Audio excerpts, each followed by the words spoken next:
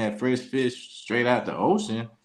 You know, like once you see the fillet, you like, I don't know if this is fresh as I want it. You know, I want it like I mean, I just don't caught. mind buying it and filleting it myself. I'm old school. I can fillet a fish.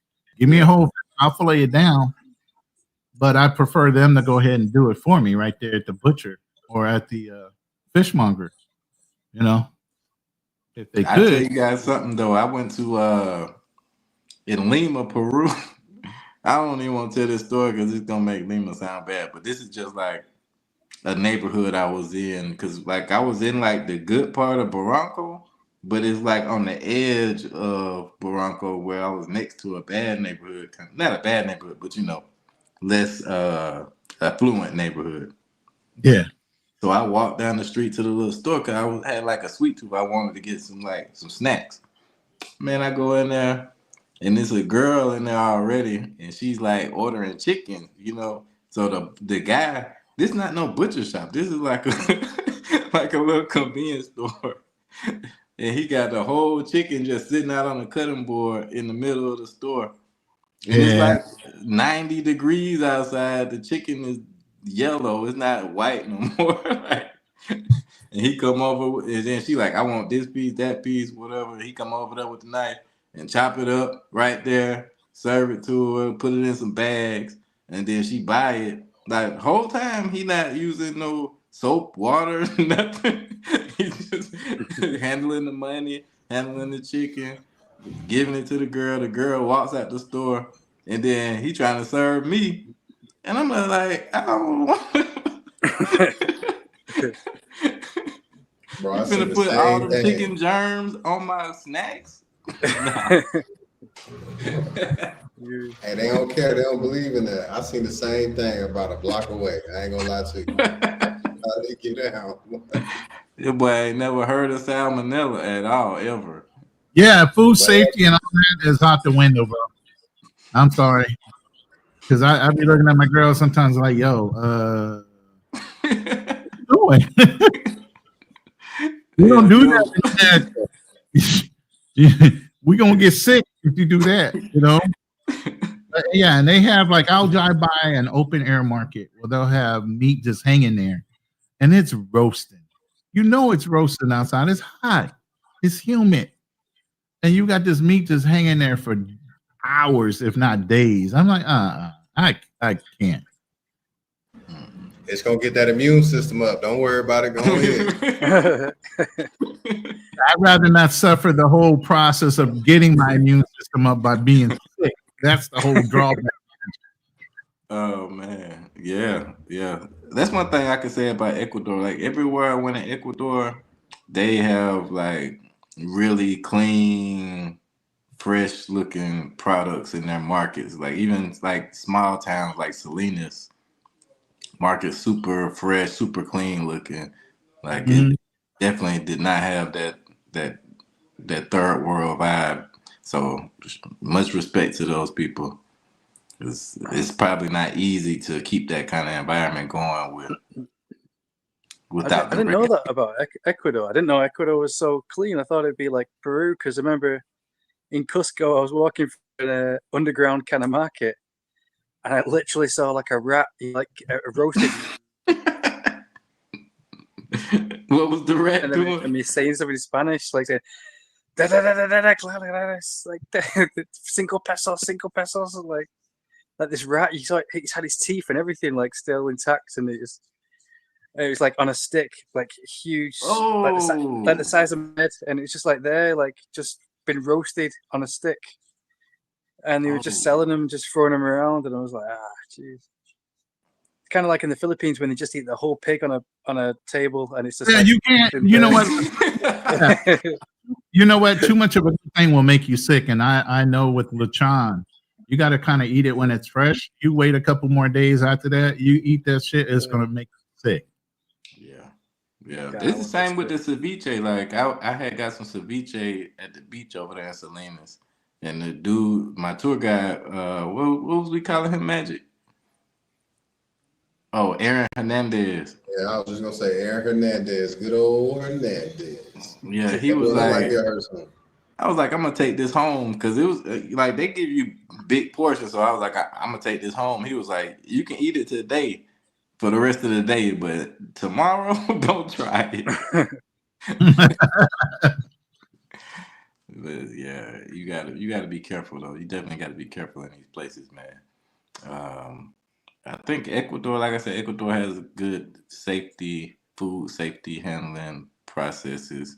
I can't really say too much about other countries. That's why I said I didn't want to say that about Lima because Lima's a big city. They got like 10 million people. So that was just one experience that was a little eye opening. But Yeah, you got to be careful of Brazil because they have a thing going around in Brazil called toxoplasma, which is kind of like the mad cow disease we had here in England, back in England, and it was like, Oh wow, that was you huge back then. Oh my god. yeah, well, they still have this in Brazil, but it's all the time in Brazil. They say 60% of Brazilians on the street that are homeless are infected with it because like in Oh, Brazil, you see cats everywhere in Brazil, yeah. and they're everywhere. Like even if you go favelas or anywhere, they're just cats on the streets everywhere. And like they pee and they poo like everywhere, all on the streets. And you see these people like on the streets, they're cooking meat and every single street corner, and you can literally Rio de Janeiro or like toilets downtown, and you can smell the wee and the poo and the vomit, and you're like, this guy's cooking right next to like this like decomposed cat and stuff like that. And you're thinking, oh no, it's not going to affect it, but it does. Like the germs get in the air. It's a really humid environment, and they say that the cat pee and the cat poo, whatever or the dead cat, it kind of Yeah. seeps into the animals, and some of the cows eat the dead cats and stuff like that, and it's going around. Like if you look it up online, I think it's called toxoplasma, and like I was kind of wondering, is that why like a lot of homeless Brazilians like they act like crazy people? A lot of them. Like I've been in Mexico. That sounds crazy. name Really is tame. They're like asking for money in a really respectful way, but like in Brazil, they like chase after you. Like downtown Rio de Janeiro, they like pulling your shirt and everything. No, seriously, if you walk down the street, like if you're like wearing nice trainers and stuff. I mean, I look poor, but that's why I always I always go to town. I always try and look poor. Otherwise, they kind of like come up to you and they touch you like and pull you by the shirt and say money, money, money, money. I'm kind of thinking like it's something, and I've seen homeless people like punch themselves and slap themselves and scream and shouting to themselves. Even today in Lapa, I saw a woman. Today as I got some food, she was like laughing and shouting to herself and making like ah ah ah. She was making this noise all the time, and I was kind of thinking. I used to think that it was cocaine. I used to think it was drugs because there's drugs everywhere on the streets in Brazil, and I was kind of thinking maybe it's this toxoplasma or stuff like that. But I'm not a scientist, so I don't know. So I just kind of name remain is open-minded to it. Two things could always be true at once. It could be a little bit of that good dope, and you know what I'm saying, some of that cat. Name is you gave me a flashback. I got a video Okay. on Brazil, well, Salvador, where I went to a restaurant that was like a hamburger joint. Like it looked fancy though. It was like a fancy hamburger joint on the beach, right? Man, I ordered hamburger and fries. And when I got the food, I'm eating the hamburger, and like every bite that I took of it, my body was just saying like, nah, like this don't even taste right. Like my taste Like buds. stop it. Yeah, you're gonna hurt yourself. Like Yeah. eating it. Man, and then now that he's saying this, I'm like, because the whole time I was like, you know how you like try to force yourself to eat something? Yeah, Like, just to be polite. Yeah. like I was forcing myself to eat it, but then I got like halfway through it, and I was like, nah, I can't do it. And now that you say that, that might not have been. Yeah. Just look around for cats. Look around for cat corpses and cat wee and cat poo everywhere. Bruh. And that's the only place where I had somebody like really aggressively approach me. Like a lady and her daughter came to my table like and aggressively approached me about my food. I can't remember if I gave it to him or not, but it was really like a strange thing. Like I looked over at the staff, and the staff like usually when stuff like that happens in like Ecuador, the staff are like try to shoo the people away, but the staff just stood back and just was watching. And I was like, what the Yeah. fuck? Like, I just Yeah, bought that's this Brazil. food from you, and you just let just random people walk, because it wasn't like a patio where I was just sitting out close to the street. Like the lady walked all the way up into the restaurant and was like asking me for my food at the table, and I was like, damn. So, but Yeah, yeah, I that's. I should have mean, gave it to her. Shit, it probably wasn't even really beef. yeah, I mean, the north of Brazil is actually pretty chill and pretty cool, but that kind of stuff you're talking about, that happens all the time in Rio. Like on a weekly basis. Damn, it looked like he's still talking. I was gonna Can say, you is buy, that me buy or me did this? he Buy cut me out? that. To So say yeah, it that's the again. usual. Say it again, Nameless. No, I was just saying, like that's all the time in Rio de Janeiro. Like the Fortaleza and Salvador, where you were, that's kind of like a peaceful kind of area where that I didn't think that kind of stuff happens, but downtown after midnight here in Rio, if I go walking down the street, I'll have like one or two homeless people who will like follow me and say, I want this specific food, and they'll be like walking with me saying, show me the restaurant they want me to go to. I think, and they're saying like this one, I want this one, in Portuguese. And I'm like, oh, okay, yeah, I'll just give you $2 because that's what happens if you walk after midnight here, and either that or you get robbed. But I've got a good reputation here because I give out free pizza when I go to a buffet, so they know me. They know me with long hair and everything, and they say, "Oh, there's the pizza guy." I sometimes give them free pizza. So once you get that reputation, they kind of don't mess with you. Cool. Yeah, you told me about some good places in Paraguay as well. You got a lot of good information to share. That's why I asked you to come up here, because I know that you got a lot of good information for people. A lot of people want to go to Rio. This guy is in Rio right now, guys. So if you thinking about going to Rio, you haven't been there, holla at Nameless, sub up to his channel, sub up the Ronin channel. Magic, still trying to get Magic to get his channel popping. Hey, I dropped 2 shorts, man. Y'all gotta watch out for my shorts. What? I'm You dropped 2 shorts? Yeah, man. You know what I'm saying? I'm building it up. But what I was gonna say is, if I go to Paraguay and it ain't everything you told me, I'm calling it live that day, because boy, you be talking about Ecuador for real. But if it ain't dirt cheap, I better get a whole meal for 75 cents when I go to Paraguay. But Liliana got a whole other channel out here in the streets.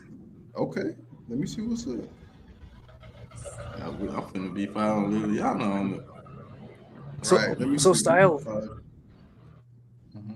Style, what motivated you to travel? Because like, as a rapper in USA, I thought you'd be like, I thought you'd be living up in USA. It's just kind of like strange for like because usually when you hear rappers like and stuff like that, they usually, I don't know, they don't have like, I don't know what I think of with rappers, but like, I thought you'd be drowning in pussy anywhere in Latin America right now.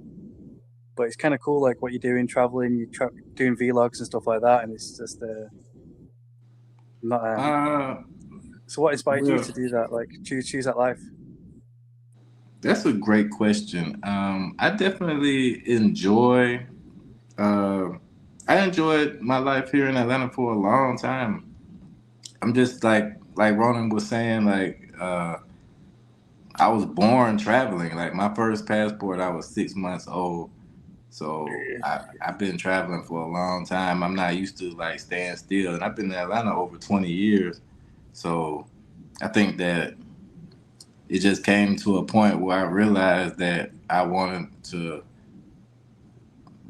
learn more. Like you can only learn so much from looking at YouTube and TV and stuff like that. Like you got to get out there and explore the world. And then once I took that first solo trip, and I felt like a fucking baby. Like my Spanish I couldn't speak Spanish. I didn't know how to work the shower. I didn't know how to do shit. So like that really like sparked something in me once I really just took that leap where I was like, wow, and it's become addicting where I yearn to learn more information, learn new things, and learn new cultures, and like with the food, try new foods. I don't like all of them, but shit, it's it's super addicting to my type of personality. Yeah. I think that's what me like 10 years ago when I first started traveling, or like when I first went to Holland to do the physical labor work. I felt like a mixture of fear and like excitement at the same time. But now, like 13 years later, I'm just kind of like numb to it. Like now I get in a flight and I don't even like feel anything. And I'm kind of getting kind of scared for myself because like I should be feeling something. I should feel some kind of excitement. And it's like I'm always looking for the next high, if you know what I mean. Like now I go climbing mountains. I do kickboxing on the beach sometimes, and yeah, I'm just like, but yeah, if I'm in one place for too long, I just kind of get like in my own little box. But like even now, like now in my head, I just want to go to Ecuador because for what you've talked about Ecuador, I'm like, if I had the money, I'd get a bus straight to because I did like a 7-day bus from Sao Paulo to Lima, and I want to do that again. I want to do Sao Paulo to like Ecuador, and You like probably still gonna have to go through Lima though, because Lima is like a hub. yeah. Even if you take a flight, you're gonna have to land in Lima first. Yeah, I just felt alive when doing it. It was like great. I mean, I'm not sure if you had a chance to do a long bus like that, like a 7-day bus, but it's great because you meet people and you just go off at different stops and they say it's okay, you've got 30 minutes, you got 30 minutos, get some comida. So I get off and I get some food and I meet people, interview people and talk to people, and I want to do That's that. why. Again. That's another reason I invited you, because you do shit that I probably ain't gonna ever do. That's what I'm saying. I like to have different perspectives. Yeah, I mean, I need my Mate, but I've just been like now I've been in the same place. I've been working at this like huge house in Rio, and I'm kind of getting that itch. I've been here too long, and I'm kind of getting that like I need something else. I need to push myself. I'm getting too comfortable, and I wanna see Ecuador. Like what you said about Ecuador right now, I'm just this close to packing up my bags and going to Paraguay, then Ecuador. It's time for the Philippines, bro. You've been in South America too long. It's time to go over there. Yeah, Philippines. Yeah, but I'm scared because if I go to the Philippines, Thailand, it's up to you which one you want to go to first. No, not Thailand. All these guys go to Thailand, but it just looks dirty. So, Ronan, what are the main differences? Like, I know you kind of just you've been there for 6 months in the Philippines, but what are like the bigger differences between Taiwan and the Philippines? Well, Thailand and the Philippines, there's more infrastructure in Thailand than the Philippines. You do have decent infrastructure in the major cities, Manila, BGC, Makati, Quezon, Pasay. All those areas have high-end internet. You don't have a lot of problems with too many power outages, whereas you get out in the provinces, you'll have blackouts or brownouts. Some scheduled, some unscheduled, so it just depends. But Thailand, I think, is more consistent with their internet and their services, right along with being able to organize trips, because they do have like Grab and Ubers and other things in order to get you around. You know what I mean? Right on. Thailand sounds like where you need to go, or Taiwan. How you say it? Thailand, Taiwan.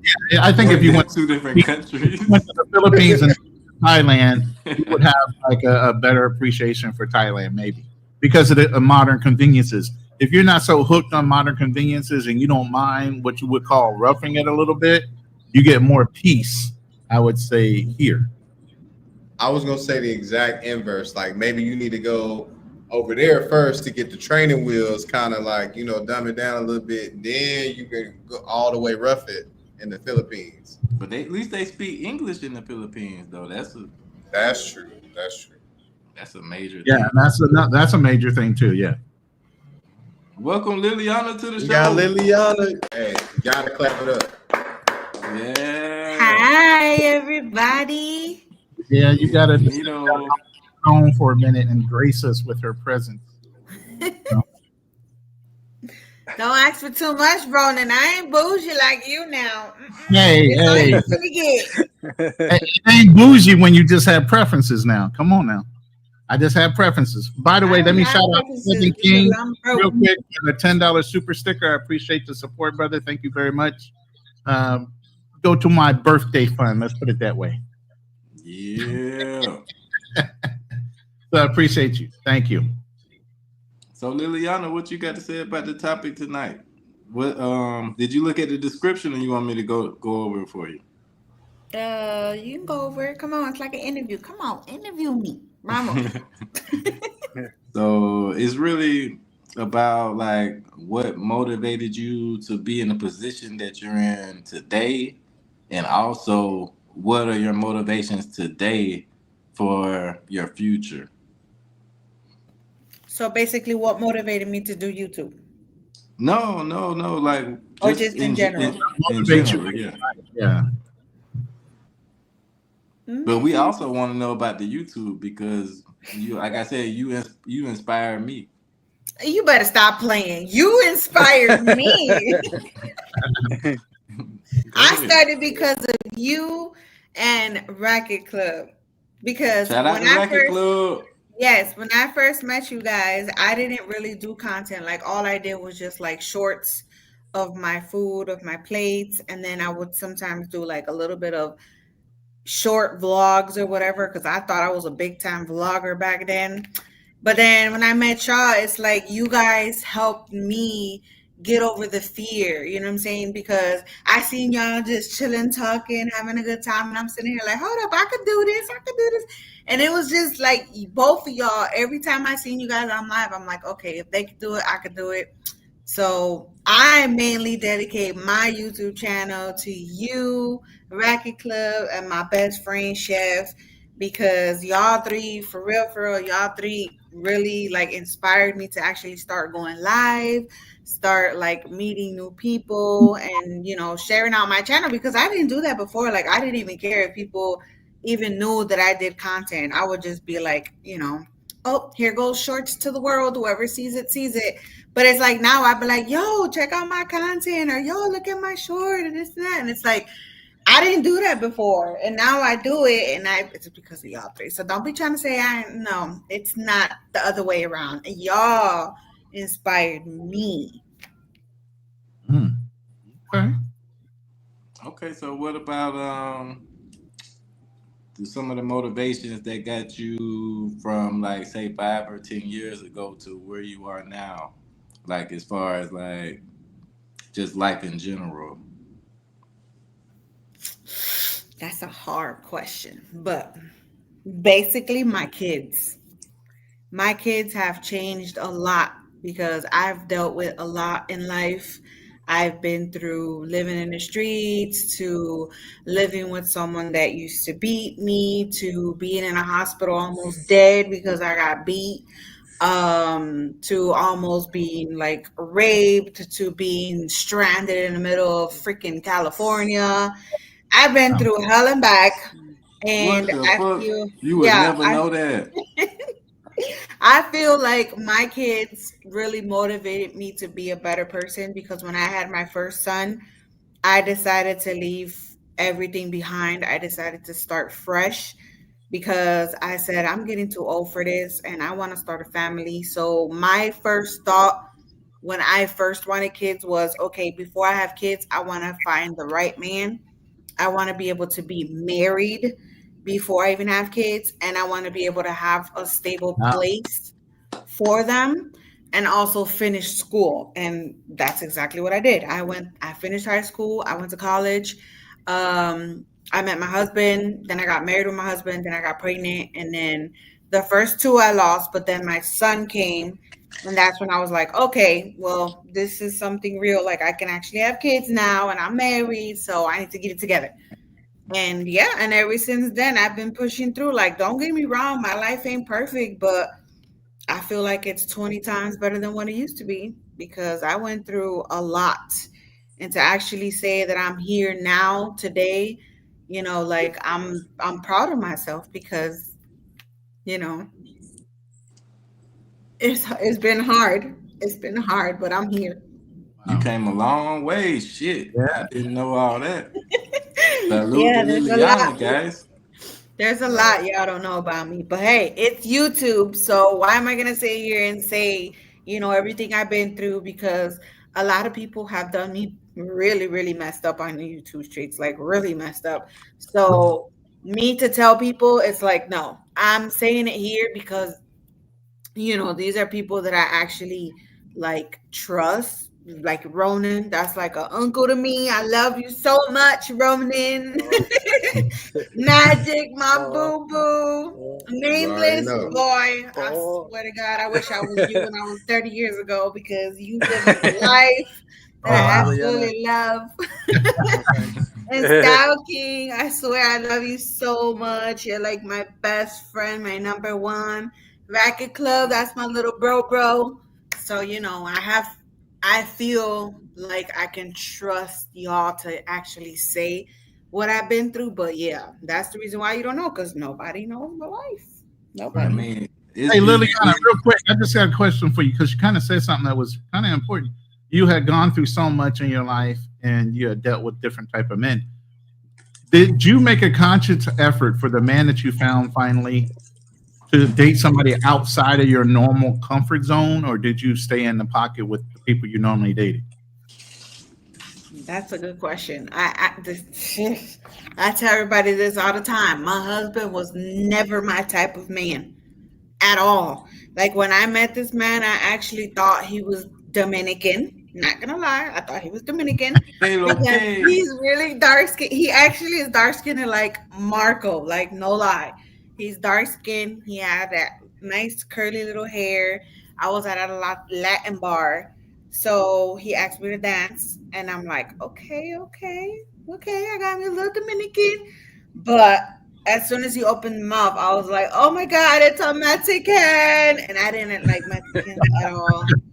I didn't. I always told myself, and no shade against Mexicans because I'm Mexican myself. I'm half Mexican, half Puerto Rican. But I don't know. I never felt attracted to Mexicans, and I always said I would not date a Mexican, and I ended up Puerto marrying. Ricans got dark skinned people down. Hold on now. I know. That's why I thought he was something else except Mexican, but I guess he ended up Mexican. And I'm not gonna say he's perfect because he's not, but I'm also not gonna throw shade at him because he is my husband. He does give me, a stable place to live, even though it's not perfect. But I'm not gonna say so much because then Marco gets all mad and he put you in the mansion. He put you in the Benz truck. A nice He put you house. in a Ferrari. You know what I'm saying? Multiple vehicles. What is lacking in your mind? What's a little cheap? Okay, you really want to know, Ronan, what is lacking? When you have all these great things, what is lacking in a woman's mind that feels like she's missing something still? Okay, I'm gonna blow your mind right now. Oh, wow. Listen carefully. The sex could be amazing. The house could be a mansion. The car can be a brand new 2000 or 2028, 2029, the future type of car. I can have a million, trillion, billion money in the bank. I can have rings all in my fingers, get my nails done, get my hair done. I could be, a top model. But if you don't respect me, you don't conversate with me, if you don't trust me, and I can't trust you, and you abuse me verbally, you're not worth it. That's what's lacking in my marriage. That's tough. Oh my goodness! So there's a lack of respect and communication in the relationship right now. Exactly. God, you got. I mean, how long y'all been married? 13 years. So y'all working on it? Yeah. I am. Wow. That was a very good answer, though. It was. That was awesome. Right, she got the buzzer. That's when she got the ring. Yeah. Yeah. That's the best thing I heard on the internet in a long time, actually. That was You could have got good. this. But I gave her the bells, Shout out to Liliana. I told you we needed some diversity up here, man. Right. Yeah, we got Well, I'm the UN here. right now. Wow. Mhm. So okay. It's hard to follow it up. Yeah, that's what I'm saying. Let's go back to the subject. So your life, how it is now, what would be your motivation for the future? Like we already can assume that prosperity for your children, but as far as like other things, what motivates you now to do what you're doing now to affect your future? I need to work on myself. So I would say myself. I need to work on myself. I need to focus on myself. Liliana, you are a unicorn. You're actually holding yourself accountable for things you need to change as a woman. That's unheard of in our. Ding, I know. ding, I'm ding, telling ding. you. I'm a different kind of breed. Magic could tell you. I'm a different kind of breed. Yeah, she different. She different for sure. I'm not like most of these women, and I'm not gonna sugarcoat nothing. I'm not gonna be like, oh my God, I'm so perfect, and my man is an asshole. Like, no. If I do something wrong, I'm not a man, but I man up to shit. You know what I'm saying? I have the balls to admit if I'm wrong, or if I don't like something, I say it, because why stay quiet? You know what I'm saying? I'm already quiet in my house. They don't let me barely do nothing. So why am I gonna stay quiet elsewhere? Like, no, I'm gonna be who I am, and I'm gonna speak on what I believe is true, even if women, because trust me, a lot of women always tell me like, oh my God, you're always sticking up for men. Oh my God, you're always talking bad about women. No, I'm not. I'm just speaking truths that women don't like, that they don't admit, that they don't want to sit here and like say that they're wrong. They always want to be right, and it's not like that. Like, some men out there are really good and they have shitty ass women. Same with women. There's women out there that are amazing and they have shitty ass men. So it's both. It's both ways. Wow. Why do you think that happens? Why does what happen? Why do you think that We both. a lot of people try to push the narrative that you are what you attract, but that's kind of like opposite, and true. we know that happens a lot. That's not true. You do not attract what you know. Not at all, because I am nothing like my husband, like at all. The But only I mean, thing, Liliana, that's the reason that I'm asking the question. Like, why do you think that people end up with partners that are total opposite of what they should be dealing with?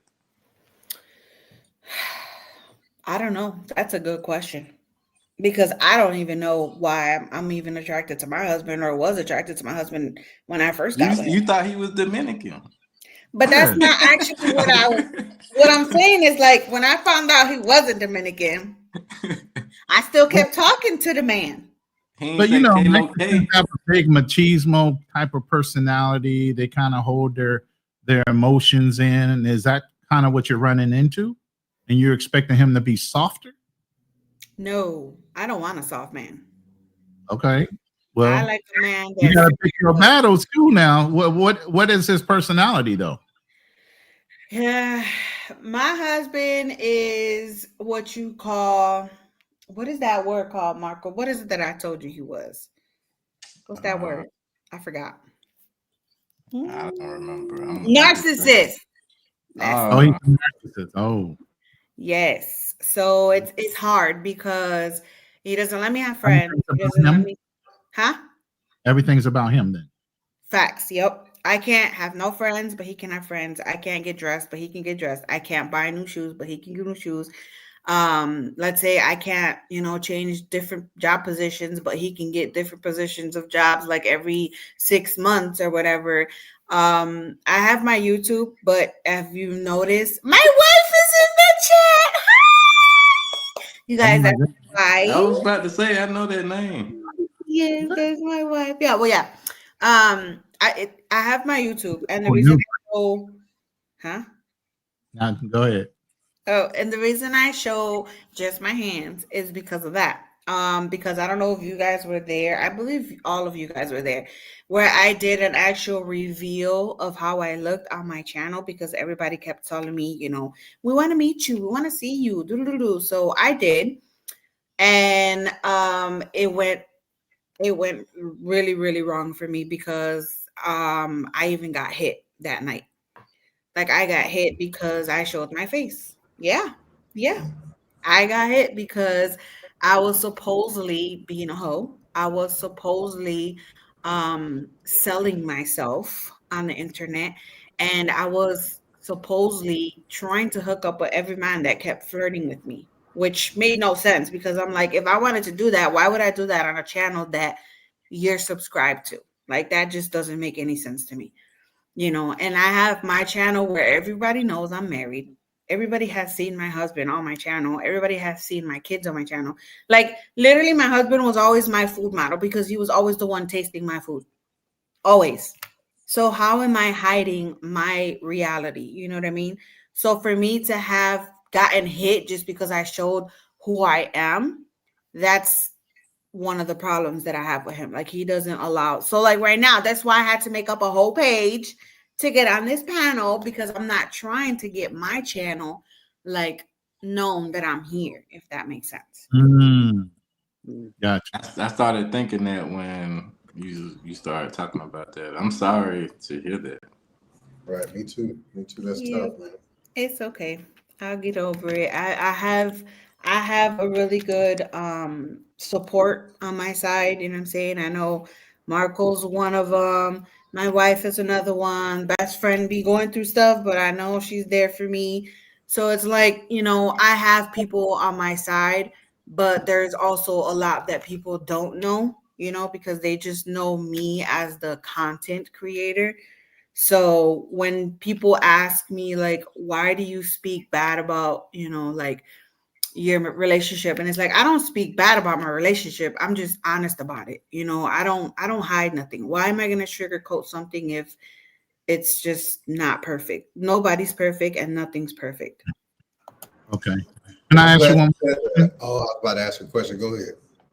What makes I was you about to what makes you stay? What makes me stay? What makes me stay is the fear to be able to give my kids what they have. I don't want to take away what my kids have. Like I know I have the ability to get a job. I have the ability to move out and be on my own because I basically do everything by myself. Like Marco is my proof that I do absolutely everything for myself. But I've been having a lot of health issues, mainly my heart. I've had 2 heart attacks already. So, Oh, it makes it hard for me because I can't be stressing, and when I do stress, I kind of like shut down and I shut everybody out. And it's like, it's hard for me because I know that if I one day up and leave because I'm not happy, well, I can't say I'm not happy because I do have my happy moments.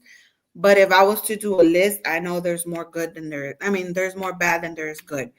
So my fear is to just up and go and then have to go live with a family member or have to go live in a shelter. And then my kids are sad. My kids are depressed. My kids are, missing their father, or my kids grow up saying like, oh my God, you took my dad from me. Oh my God, you took this from me. You took that from me. And it's like, I don't want to do that. I want to be able to leave when I know that I'm stable enough to not come back, to not look back and be like, oh my God, I need you. And then come back to the same thing because that's giving him power. And he's going to say like, okay, now I got you. You know what I'm saying? I'm going to treat you worse because you have nowhere to go. You have nothing that holds you away from me, if that makes sense. So that's mainly why I'm here, because of fear. I don't want to, like put my kids through that because I've been through that. My sister's been through that. I don't Can I want. tell you this? Kids are resilient. Sometimes you got to take a couple steps back in order to make giant leaps forward. Right. I'll just say it that way. So sometimes you might have to take a couple steps back to avoid the pain, the stress, and everything else that you're dealing with. And that might be causing your heart issues and your stress and your anxiety is your living environment and Yeah. walking around on eggshells. Yeah. Yeah. That keeps your stress level up because you don't know from one day to another how the person's going to react. Exactly. Yeah. And you have to take a couple steps back and take a couple losses in order Right. to benefit your life in a better way. You know, whether that means walking away from your husband, like me, walking away from my job and all the money that I was making in order to get my sanity back. Right. Yeah. Yeah. So you have to think of it that way too. Yeah. And You're the right. nice thing is for women, there is a support system more so than men. You know, there is social services. There are systems in place for women, especially women that might be in fear of their life because they were abused or whatever. There are systems in place to protect you while you get back up on your. Yeah. Yeah, I know. I have all of that, like on what they call the standby type of thing. But I'm Mhm. also still here because it's like I've told everybody, like, I don't hate my husband. I don't, like, I don't wish anything bad for him. And I do still love my husband. So that's kind of another reason why I'm still here because I feel like if I do leave, I will end up coming back. I'm gonna end up coming back because I know if he tells me like, I'm sorry, I'm gonna change, I promise you this, I promise you that, I'm gonna fall right back. Why? Because I'm still not basically like, what's that word called? I'm not ready to let go. I'm not ready to cut ties and say, okay, this is it. I'm done. I want a divorce. Leave me alone. You know what I mean? And I want to be ready because I know I have to face that eventually. If I do end up leaving, my kids are going to end up without their dad. My kids are going to end up without everything they have. I know that. I've thought about that. I've had all of that on standby. I know what I'm going to do. I know who I'm going to call. But it's just I don't feel ready and I don't want to look dumb and end up leaving and coming right back because I know that's just going to give him the upper hand. That's true, and I appreciate you for thinking about the children, being cognizant of what they may go through, and how you would impact their lives, and especially taking the role of their father. Because at the end of the day, no one on this panel or anyone important anyway is condoning domestic violence from either side. Absolutely. But the fact that you're taking, how it would make your children feel in account even after that, that just shows, how big of a person you are, how great of a mother you are. And I commend you for that. And I really appreciate that. My question following Ronan's question Thank you. is, oh, for sure. Do you regret getting married? Do you regret getting married just to him? Or do you not regret any of it? Do I regret getting married? No. Do I regret getting married to him? Yes. Do I regret what? Well, no, it was just like a three-part. But if you solely just regret like him, because a lot of women are like, I've seen it in social media now. Women are saying that it's not worth it. They're kind of describing the same lifestyle that you are, where it's like, oh, even when you get married, you're still a single mom or still a single parent, and it's just not worth it to get married and stay single and that kind of thing. So I was wondering, do you regret going down this path with the kids and traditional marriage, or is it just that you regretting doing all that with him? No, what I regret is actually allowing all of this to happen because I feel like I allowed it to happen because when I first met him, he was different. He was not this type of person that used to speak bad about me or to me or disrespect me. He actually used to be nice in some way. And then he started hanging out with, some people that didn't like me, that didn't want me to be with him. And he was the type of person that he believed everything people told him about me. So from then he started changing. And I feel like if I would have stood up to him from the beginning, I don't think it would have got to this point.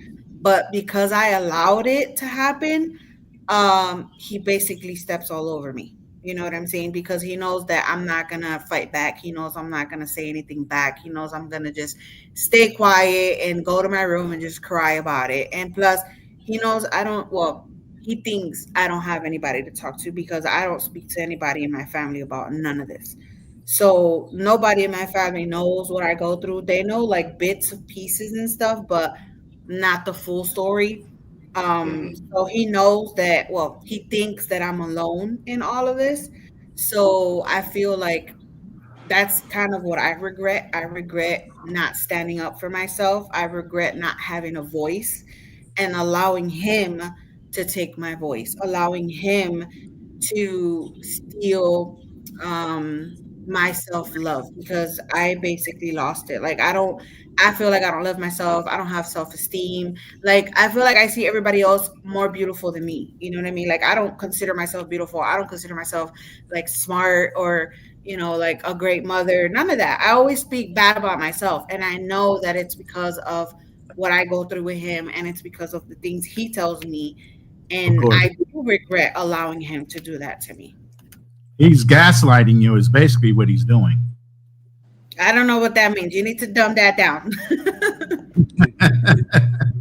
Like, well, as a class A, world renowned womanizer, I'll break it down for you. You know what I'm saying? So it's like, when obviously I got something else going on, and you be like, you confront me about it, and then I'm like, no, you crazy girl, you don't know what you're talking about. Like I'm gonna make you think that you're crazy when in fact, what you're thinking is It's very pain. Yeah. Facts. Yes. Okay. Well, then, yes, he's gaslighting me. Thank you for dumbing that down. Thank you, That's Magic. what we use, always.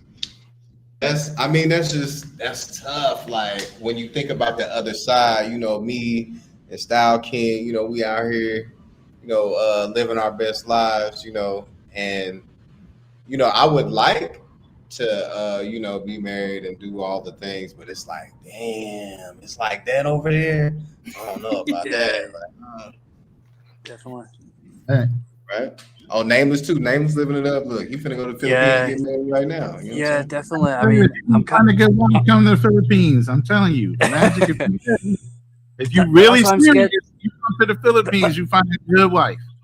That's why I'm scared to go to Asia, because I know if I did Asia like 5 years ago, like I wanted to, I probably would have been married by now and settled down. And it's kind of like you have to choose your path. You have to choose whether you want freedom and to be alone, or you want to have a couple, but you want to have responsibility at the same time. It's kind of like you've got to pick your sacrifice, if you know what I mean.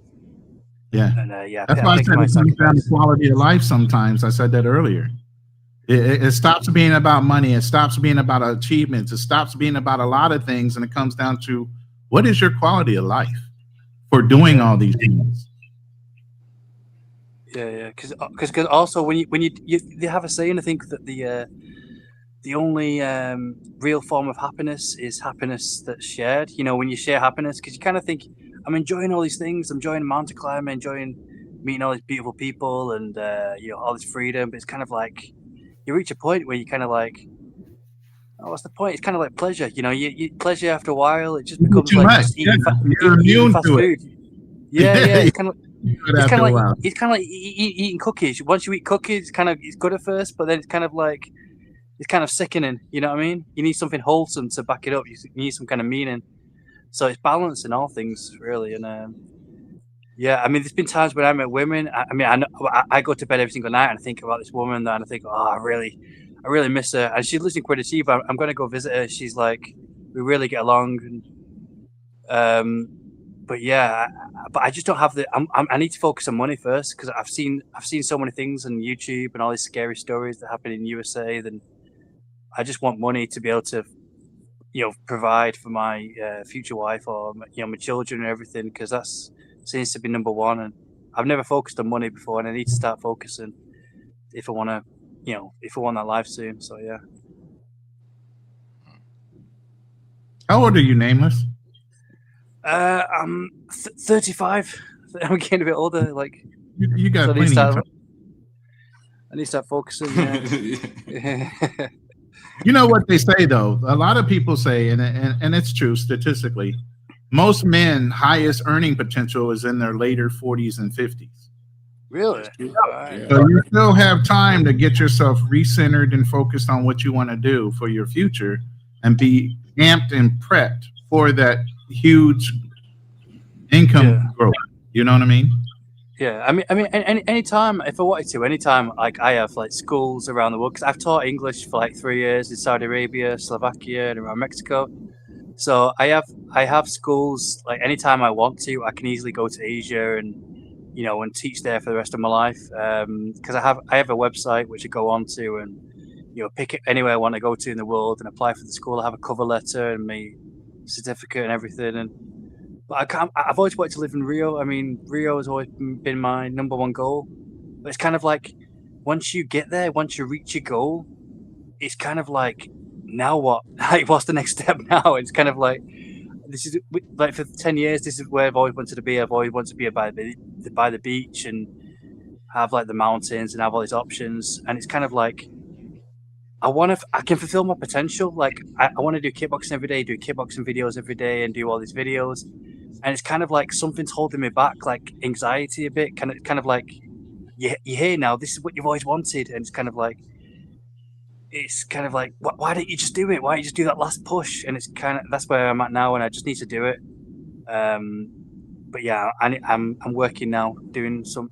I'm working at this huge mansion. I'm living in this huge house right now. It's absolutely beautiful, and it's just yeah. I just need to start getting up early and start doing these videos, start doing this kickboxing training, and start getting it all down. I'm overthinking things a lot as well. Like with YouTube, you start to overthink things, and I want to really get some money. So, yeah. See, like this is like goes back to the title of the show because you develop all these things in your past that got you to where you are now. So the things that you see in front of you, now that your world is opened up, you can see and you're already achieved most of the goals that you had before. Now you can see where you want to go. So now it comes down to making those plans to get to where you want to be from here. Yeah. I know it's just about doing it because, like, in the past, I used to have anxiety and I used to think, then I used to do the video and I used to do the trade and then I used to do the competitions and everything. And then afterwards, I used to think, what was the big deal? Well, there was no anxiety there that's needed. And I need to stop getting comfortable as well because sometimes I get distracted a lot here as well. Brazil, you walk along the beach and you see beautiful women in bikinis every day, and it's kind of like, I just need to focus on making these kickboxing videos because some people pay me for these training videos every now and then, and but yeah, it's kind of like now I'm here in paradise, I'm here in heaven. I need to not get too comfortable at the same time. I mean, I do have options though at the same time, like because I used to teach kickboxing in England, and that's how I met the first girl that was the first girlfriend, and yeah, it's just that's the thing that motivates. I think that's the thing that's come back to the title of the video. What motivated me to travel is just I was really pushing myself all the time. Like I was training all day, every day, and I was kind of like different from the usual Englishman that was like, if I go back to England now, I see people my age, and they're like, they're balding and overweight and everything, and they're and they look at me and they kind of thinking, what happened to you? How do you stay so look so young and everything? How do you do it? And it's kind of like in my because I used to train 8 hours a day, and it's kind of like with kickboxing. I used to do kickboxing competitions back in 2008, 2009, 2010 back in England before I started traveling, and yeah, you can't once you start once you push your body to a certain level. I'm sure like Ronan knows this, being in the Marines. You can't turn it off. You can't just say, okay, go and be a normal civilian. Go be normal. Go work a 9-to-5 job in an office. It's like you can't. It's like you have this itch inside of you that you just can't turn off. I think there's a scene. I can see you in Thailand, man, doing that Muay Thai. Yeah, that's what I was gonna do. Like I said, if I go back in time, I was on the path. I was at a crossroads, either Latin America or Asia, and I chose chose the hard path. I chose Argentina and Latin America because I heard it's pretty hard for guys to date there. You know, harder than Asia anyway. So I wanted to do the hard stuff first, so I had no regrets. But now I can do Asia, and now I'm getting older. I'm looking forward to doing Asia. Shit, you still can. It's not over. Yeah, You, no, you in good yeah. shape. You were still a Yeah. young man. Yeah, I just got to get to Philippines and then set ourselves up there. We'll make a band and we'll settle down and we'll get everything. Erica say the Philippines keep you young. Mm. Yeah, the beaches, the food, everything. Listen, it better for that $1,500 flight. Yes, sir. I need the Philippines to do all that and some more. Yeah. I mean, they have a special martial arts. I don't know if you cross train a lot. I started with Taekwondo, did Hoshimodo, Kempo, and a couple other arts, and then even crossed over into boxing. So you have a Filipino martial arts over here too, and it's more with stick fighting as well as hands and feet. Oh yeah, like the Krav Maga and stuff like that. Yeah. So it might be an interesting thing to come over and kind of cross train and get in the community that way. Yeah. Being that you have a love for martial arts, that could be your bonding point.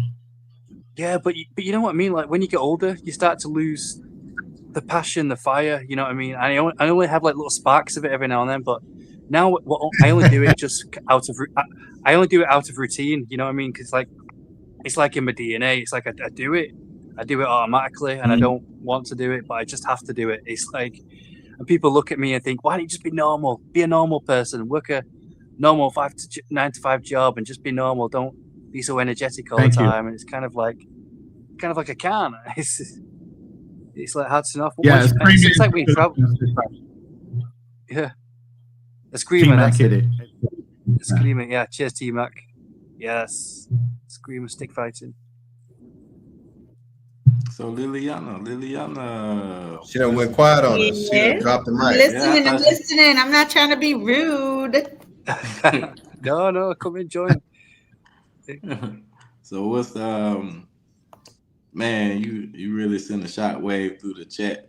I think we are really proud of you. Serve as sharing that. That's a tough story, and you doing it so much with grace.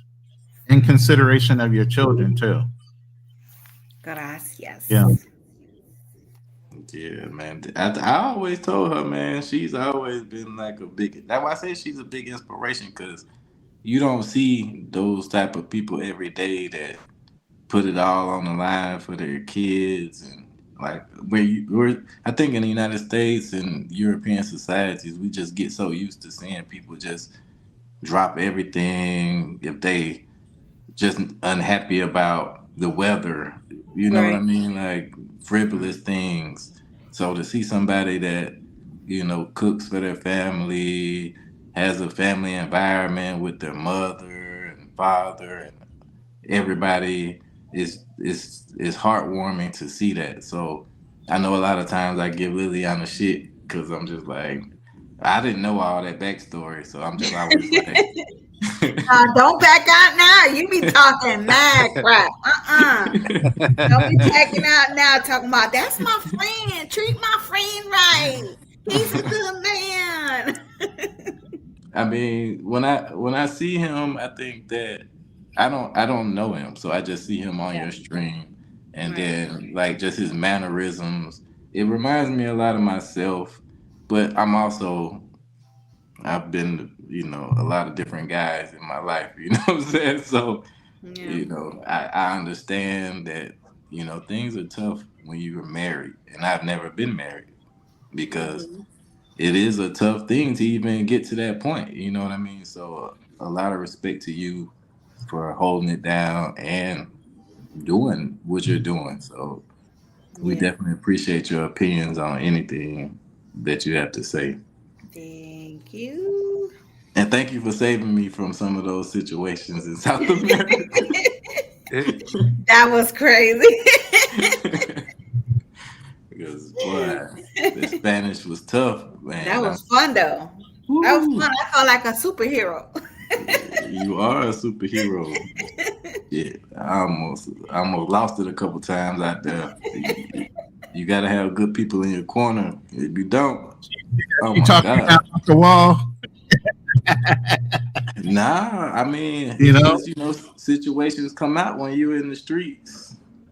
Yeah. Oh, I remember one. I think she said back away from one girl that came in, was kind of running in hot, and she was young. She was a Oh, She said child. that. She was Choice young. word. Back up out of that. No. She said she was okay with it. Now, you out of that one real quick because you were about to step Yeah. into real deep shit. That was the last situation. Yeah. Yeah. That was crazy. She had the nerve to say, "No, it's okay." I'm like, "Girl, you better turn around. Let me see your face." Yeah, my family's okay with it. I'm like, huh? No. She kept saying that. She was like trying to say it off camera, like, no, it's okay. I'm just like, what the fuck? What is happening right now? This can't be for real. I had to go back and check her profile on the internet. I'm like, man, come on, man. Golly. You should be able to sue the Tinder. You said they're not spot checking well enough. But no fact checking at all. But these folks can say anything.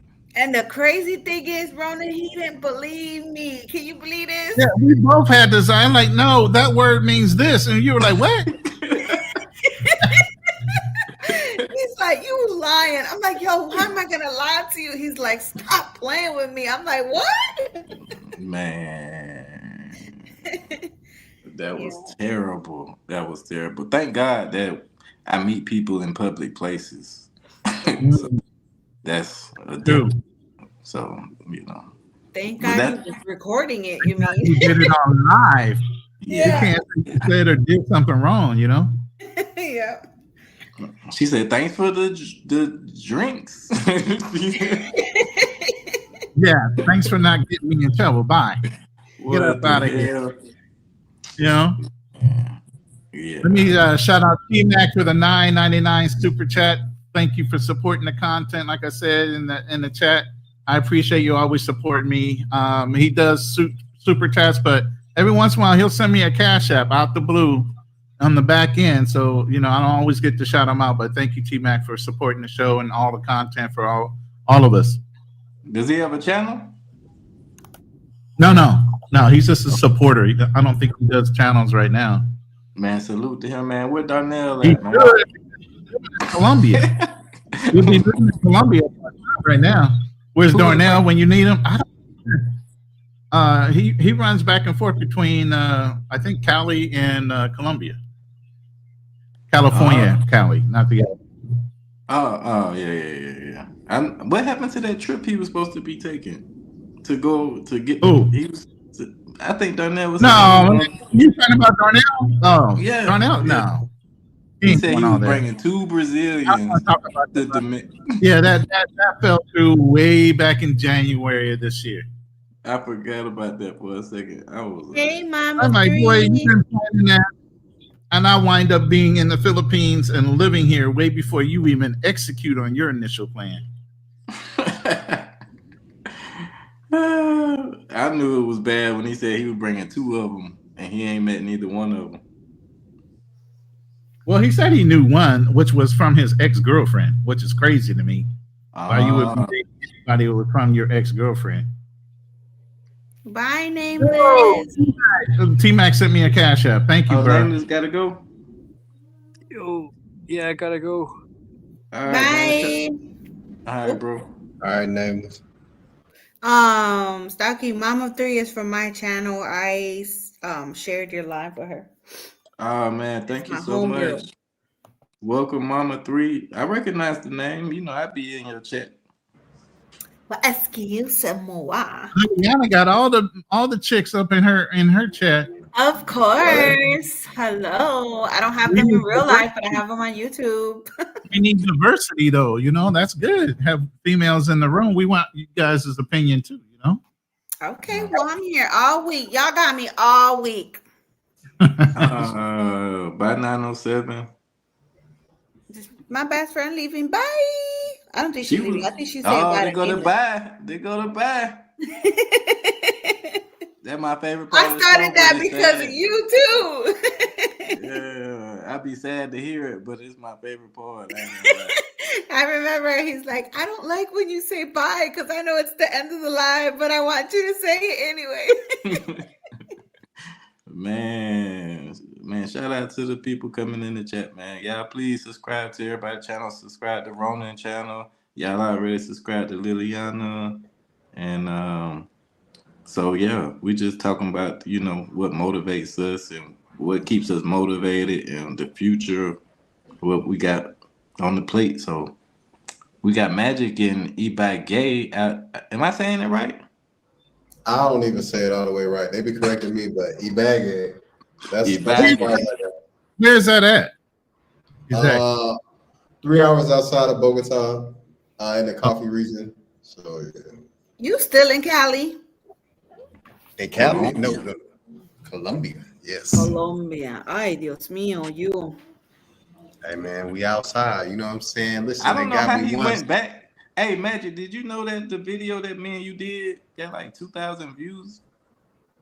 Which one? The one about the drug and robbed. Oh, for real?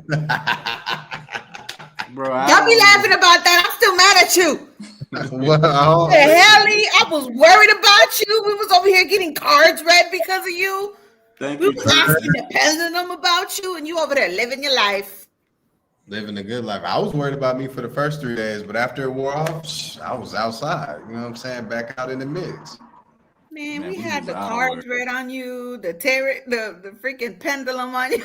me and Marco was worried. I was over here emailing you and shit. I'm like, oh my God, this dude. I was looking through the internet to see if something came out on the news. I'm like, yo, this is crazy. you got hit up Follow by like a nothing. You got hit up Man, by a You already know. Listen, I follow all the rules. Listen, there's 4 main rules. I only broke one. Listen, hear me out. OG. Hear me out. Listen, the only rule I broke is the main one, which is always watch your drink. But the other rules, check me out. Check the ones that I got. Look, I didn't get with the prepaid chick. I didn't invite nobody to the crib. And it was just one woman out, you know what I'm saying, that I was hanging with. So I followed all the other rules, but when we was dancing, I thought, you know what I'm saying? Because I don't know if you remember that live. I had just survived the 2 chicks that had wanted to scope me. You know what I'm saying? So I'm feeling good. I'm like, it's only one. Like, I got this all day. No, got my ass drugged. Smooth drugged. Wait. Hey, who is Mercy Justice? Oh, that's one of my guys. Okay, Oh, cool. I Cool. didn't see it. All right, go ahead. Oh yeah, but that happened, and y'all already know the story. She woke up, all my shit was gone. It was over with. But you said you didn't bring her back. So how she get your I shit? didn't, Right. because she drugged me. Okay, so we was dancing. We got up, we danced.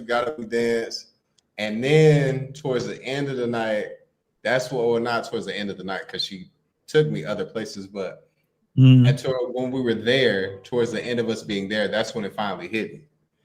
So then when I finally came to, I was at a whole nother spot. And that's when I was patting my pockets, like, cause like I said, I was coming to, I was like, where's my phone? And I remember walking, she was like, oh, it's over there. I put it on a charger. But when I walked over there and got it off the charger, or what I thought was a charger at the time, all of my apps was open. But I hadn't put it together at that point. That I had been drugged already. Yeah. I hadn't put it together. So then, me and her got to arguing. I was like, why am I here? Like, what is going on? Like, I'm ready to go. And she was like, nah, chill. Then I fell asleep, came to. When I finally came to again, it was like 16 hours later. I was back at the Airbnb. Everything was gone. Them boys raided the refrigerator. You hear me? They weren't playing the radio. Soap was gone. I was like, dang, I took my soap. Damn. They might have left you not even on a bed, but on some bricks. The only thing they left me was the clothes on my back. They took the sneakers. They took the 12s, the J's I had on. They took them. I was sick. Woo. You know what I'm saying? Woke up. Cause matter of fact, so apparently when we got in there, it was a lot of commotion. So Did you they meet her on barely- Twitter or anything like that? You can post her picture and warn everybody. Nah, because I'm still in the process of handling that. Because Oh, I knew her like to the point where like Yeah, that was your friend, wasn't she? yeah, like I know where she be at like right now. So we gonna I'm handling that. But Crazy. so I ain't gonna do it like that. But Hey, you might need to call. What's that dude's name that be doing that show? Obi Land. Obi Land, yeah. Yeah, get her on Let me film, just take baby. it. I'll go over there and handle it. she said what? Wait, what? Send me the ticket. I'll go handle it. Oh, okay. For sure. Hey, look, Liliana or Oberland. But yeah, man. I knew her. Like, you messing with my boo? Hey, that Nope. could be a collab. Liliana going to handle it while Obi Land films it. Hey, that's the one. That's gonna do numbers right there. Hold on, I'll be right back, man. This damn bill. Uh-oh. Uh-oh. But yeah, What's up, man. Murphy? Oh yeah. Yeah, I was gonna say, bro, if that happened to you, was you by yourself when that happened? 100%. See, By that's the problem. See, that's the problem, fellas. See, we got to be careful. See, that's why I'm trying to build connections overseas, because doing things by yourself and being by yourself all the time is not always a good thing. Cause see, me, I'm the solo. I do ride solo, but at the same time, I'm trying to build connections because you just don't want to be by yourself all the time like that, and you always inviting her back to your place and all this type of stuff, man, and shit around all your personal belongings and all that, and then you let your guard down. That's how we brothers are, man. We let our guards down around these women, man. We let our guards down, bro, and we shouldn't do that. We got to keep our guards up, and that's what we do. For me, I know how I make my mistake. I was talking to my brother, me and him talking. I said, man, I ain't kissing these women, man. He said, man, I'm always kissing the women. And I was sitting there like, man, but you know what they do, bro? And I was in there like, but see, I was talking to him, and my brother was, that's my brother, man. He was like, man, you got mercy, man. I'm telling you, man, kissing makes it better. And so, I'm like a dummy. I start kissing these females. Man, I got so sick one time. I kissed this chick. I got so sick, man. I was taking all kind of medicine trying to get better. But I'm just saying, we brothers, we got to be careful, man. We got to be careful because there's some beautiful women, man. It just, she was so bad. I just had to kiss her, man. So I was just sitting there like, dang, I shouldn't have kissed her, bro. And so, I don't know what they do here that they don't do in the States. I know I'm gonna do the same thing all over the globe. You know what I'm saying? But like Mama 3 said, man, Colombia's beautiful, and the majority of the people I've met, especially after that happened to me, I met a lot of kind and genuine people. You know what I'm saying? It's kind of one of those live and learn things. And then I think they were even more kind to me because they knew what happened. So it was like they wanted to show me that not everybody was like that. So I was like, okay, Drew G. What up? What up? What's going on with Drew it? G. Can't call it, man. Just can't call it. I was just listening to the brother's story, man. I'm happy you made it out of that alive. Listen, ain't nothing but a little scope. You know what I'm saying? I might have me a little bit tonight. You know what I'm saying? Don't downplay. We was friends. You We was had a whole friends. reaction and die from that, so you are blessed to even get up out of there, like Juji said. No doubt. Right. 100%. Reaction to that. Ronan. But No, you know what? When it comes to traveling solo, man, I'm telling you, I think Mercy Justice was just saying, I don't think you can travel in South America solo. You can travel to Europe solo, but man, I would never go to South America solo. I gotta have a wingman. Wait a minute. But now. sometimes, Why you see, saying that? Like, when but is that? I was in sometimes, the bathroom. Hold on. Oh, man. I'm sorry, Listen, brother. I'll I just know let you him do go. I'll solo just let trips. him go off. Listen, let him. You know what I'm saying? If that's how you feel, listen. Yeah, no, I'm not just trying to missing add all. to what he's saying. I'm trying to add to what he's saying. If you If you're travel, not see them risking it brothers you all, travel with, they get you in trouble. I'm telling you, the brothers I'm traveling with giving me this bad advice. They the one give me all this bad advice, bro. When I said, Give me a little recap of what Mercy said. We talking about kissing chicks on the lips. Bruh. right, right. He went into that, but what he said though was basically like, you should be careful traveling alone, and Drew G came in, said the same sentiment. But listen, if you're not risking your life, are you really traveling though? Can you really say that you travel? No. Shout out to my boy. If Magic, you're not man. He riding on always the coming wing with of the the heat. plane, are you really flying though? Are you though? Can you say that you really flew there? You know what I'm saying? But you know what though, man, as many times as we've talked about the scopes and stuff and the things to do, it just never seems that message really never seems to get to everybody. Because if you ask Ronan, I Nah, forget the Magic brother that know we had, about this shit. but you remember the brother that was on the it was like 4 or 5 months ago, the one he had turned off all his apps. He had built a routine of Neo. He had built a routine that anytime he uses his card, he turned the apps off. I think those are the routines you have to get into, especially when you have apps and stuff on your phone. Delete them. They'll come back out of the cloud, but take them off your phone, or at least have another phone. If I can add on to Drew G's point, and I don't know that he was going here, but I'm gonna go ahead and say it, especially as one, like I said before, I wasn't dealing with the prepaid chick. I didn't invite her to my house. We went to a public place. The only thing I did was know her for a long time, so I trusted her enough to not watch my drink, which obviously led to my downfall at that point.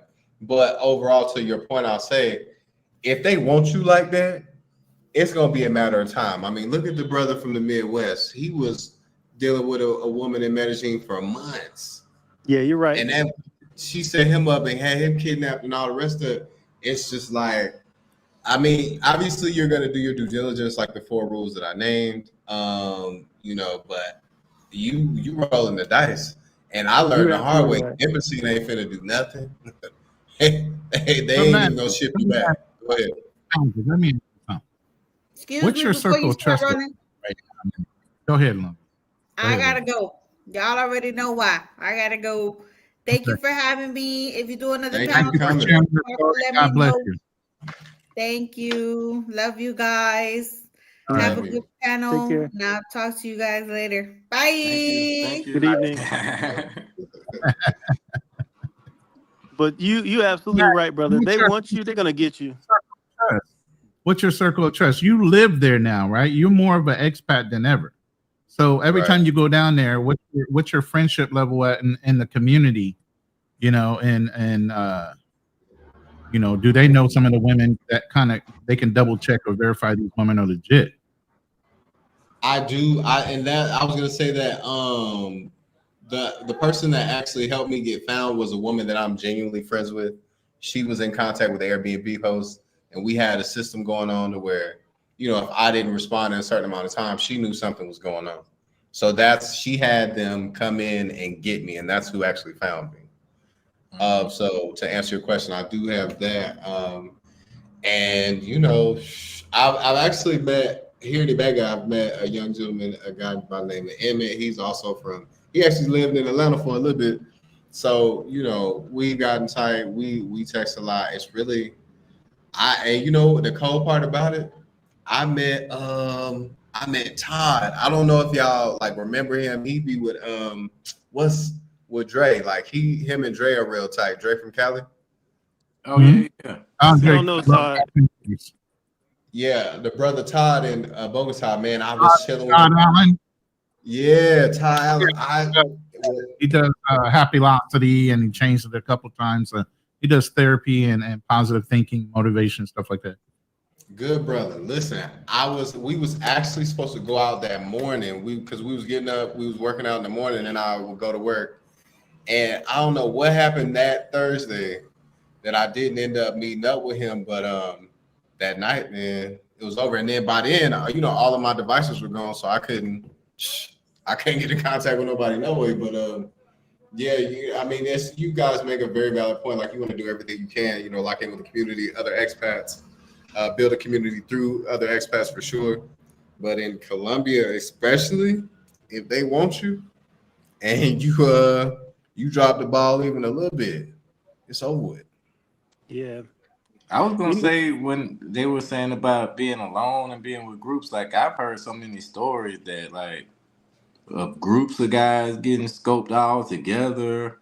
Some guys be by themselves. It's really just hard to you just have to be really careful, like, and then like Magic said, even you can be as careful as you want to be, like things can happen regardless.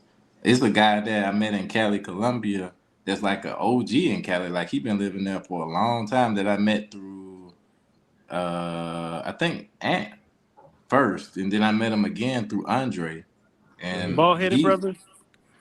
yeah, Yeah, I real think I know who you're short. talking about. He from Atlanta. Hmm. I actually invited him to the panel tonight, but he told me he got scoped a couple times, and I was like, "What the fuck?" Because like I didn't even know. Like we was riding around together, and then he just started talking about the time he got scoped, and I was like, "What the fuck? How did you get scoped?" A couple Hey, of man, times. it's natural, That brother. You need to come out here and, join the club. No, I'm just bullshit. Nah, but see, these brothers, man, I'm gonna tell you something, man. It's like whether you solo or whether you hanging out, it doesn't really matter because you gotta be careful who you pick. Because a lot of the brothers that I know, man, a lot of my brothers, like my comrades, man, they be living way more reckless than me, bro. They be living they've been robbed, they've been all kind of stuff, bro. And the stories they tell me, when I get to know them, the stories they tell me, I be sitting there like, you got robbed, and I can't wait to go back to Colombia, man. I'm sitting there like, did you just get robbed, man? You can't wait to go back. And I'm just like, I mean, Colombia got some type of hold on these brothers, man, or something, man. Cause these brothers love Colombia, man. They just love it, man. And he's like, man, you gotta go, man. You gotta go, Mercy. You gotta go. I'm like, didn't you just say you got robbed, dude? So why you want to go? See, I've never been robbed. I've never been robbed my entire life. So in America, not even nowhere, no country I've been to before, because I'm always careful. But these brothers just be living reckless, man. I'm just gonna say to the brothers, man, too many of us are living reckless, bro. We just live reckless. I know brothers getting girls pregnant over there.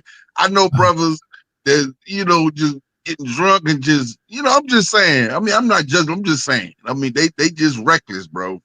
They just reckless. We can keep blaming the women all we want to, bro. But some of us, we just out of control. Some of us are just out of control, bro. I mean, I'm being for real. Some of us are just out of control, bro. No, 100%. And two things can always be true at one time. I think there's a certain poverty is the same everywhere, but I think here in particular, if you're coming out a certain way, you're gonna be a target. Period.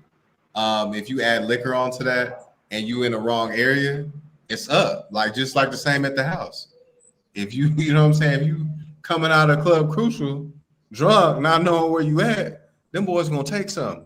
They gonna do the same here in Cali, the same in Bogota, the same in Medellin. They'll take it while you in the club, actually. Yeah, and that's true too. So yeah, that's what I mean. So, you come outside and your car is empty.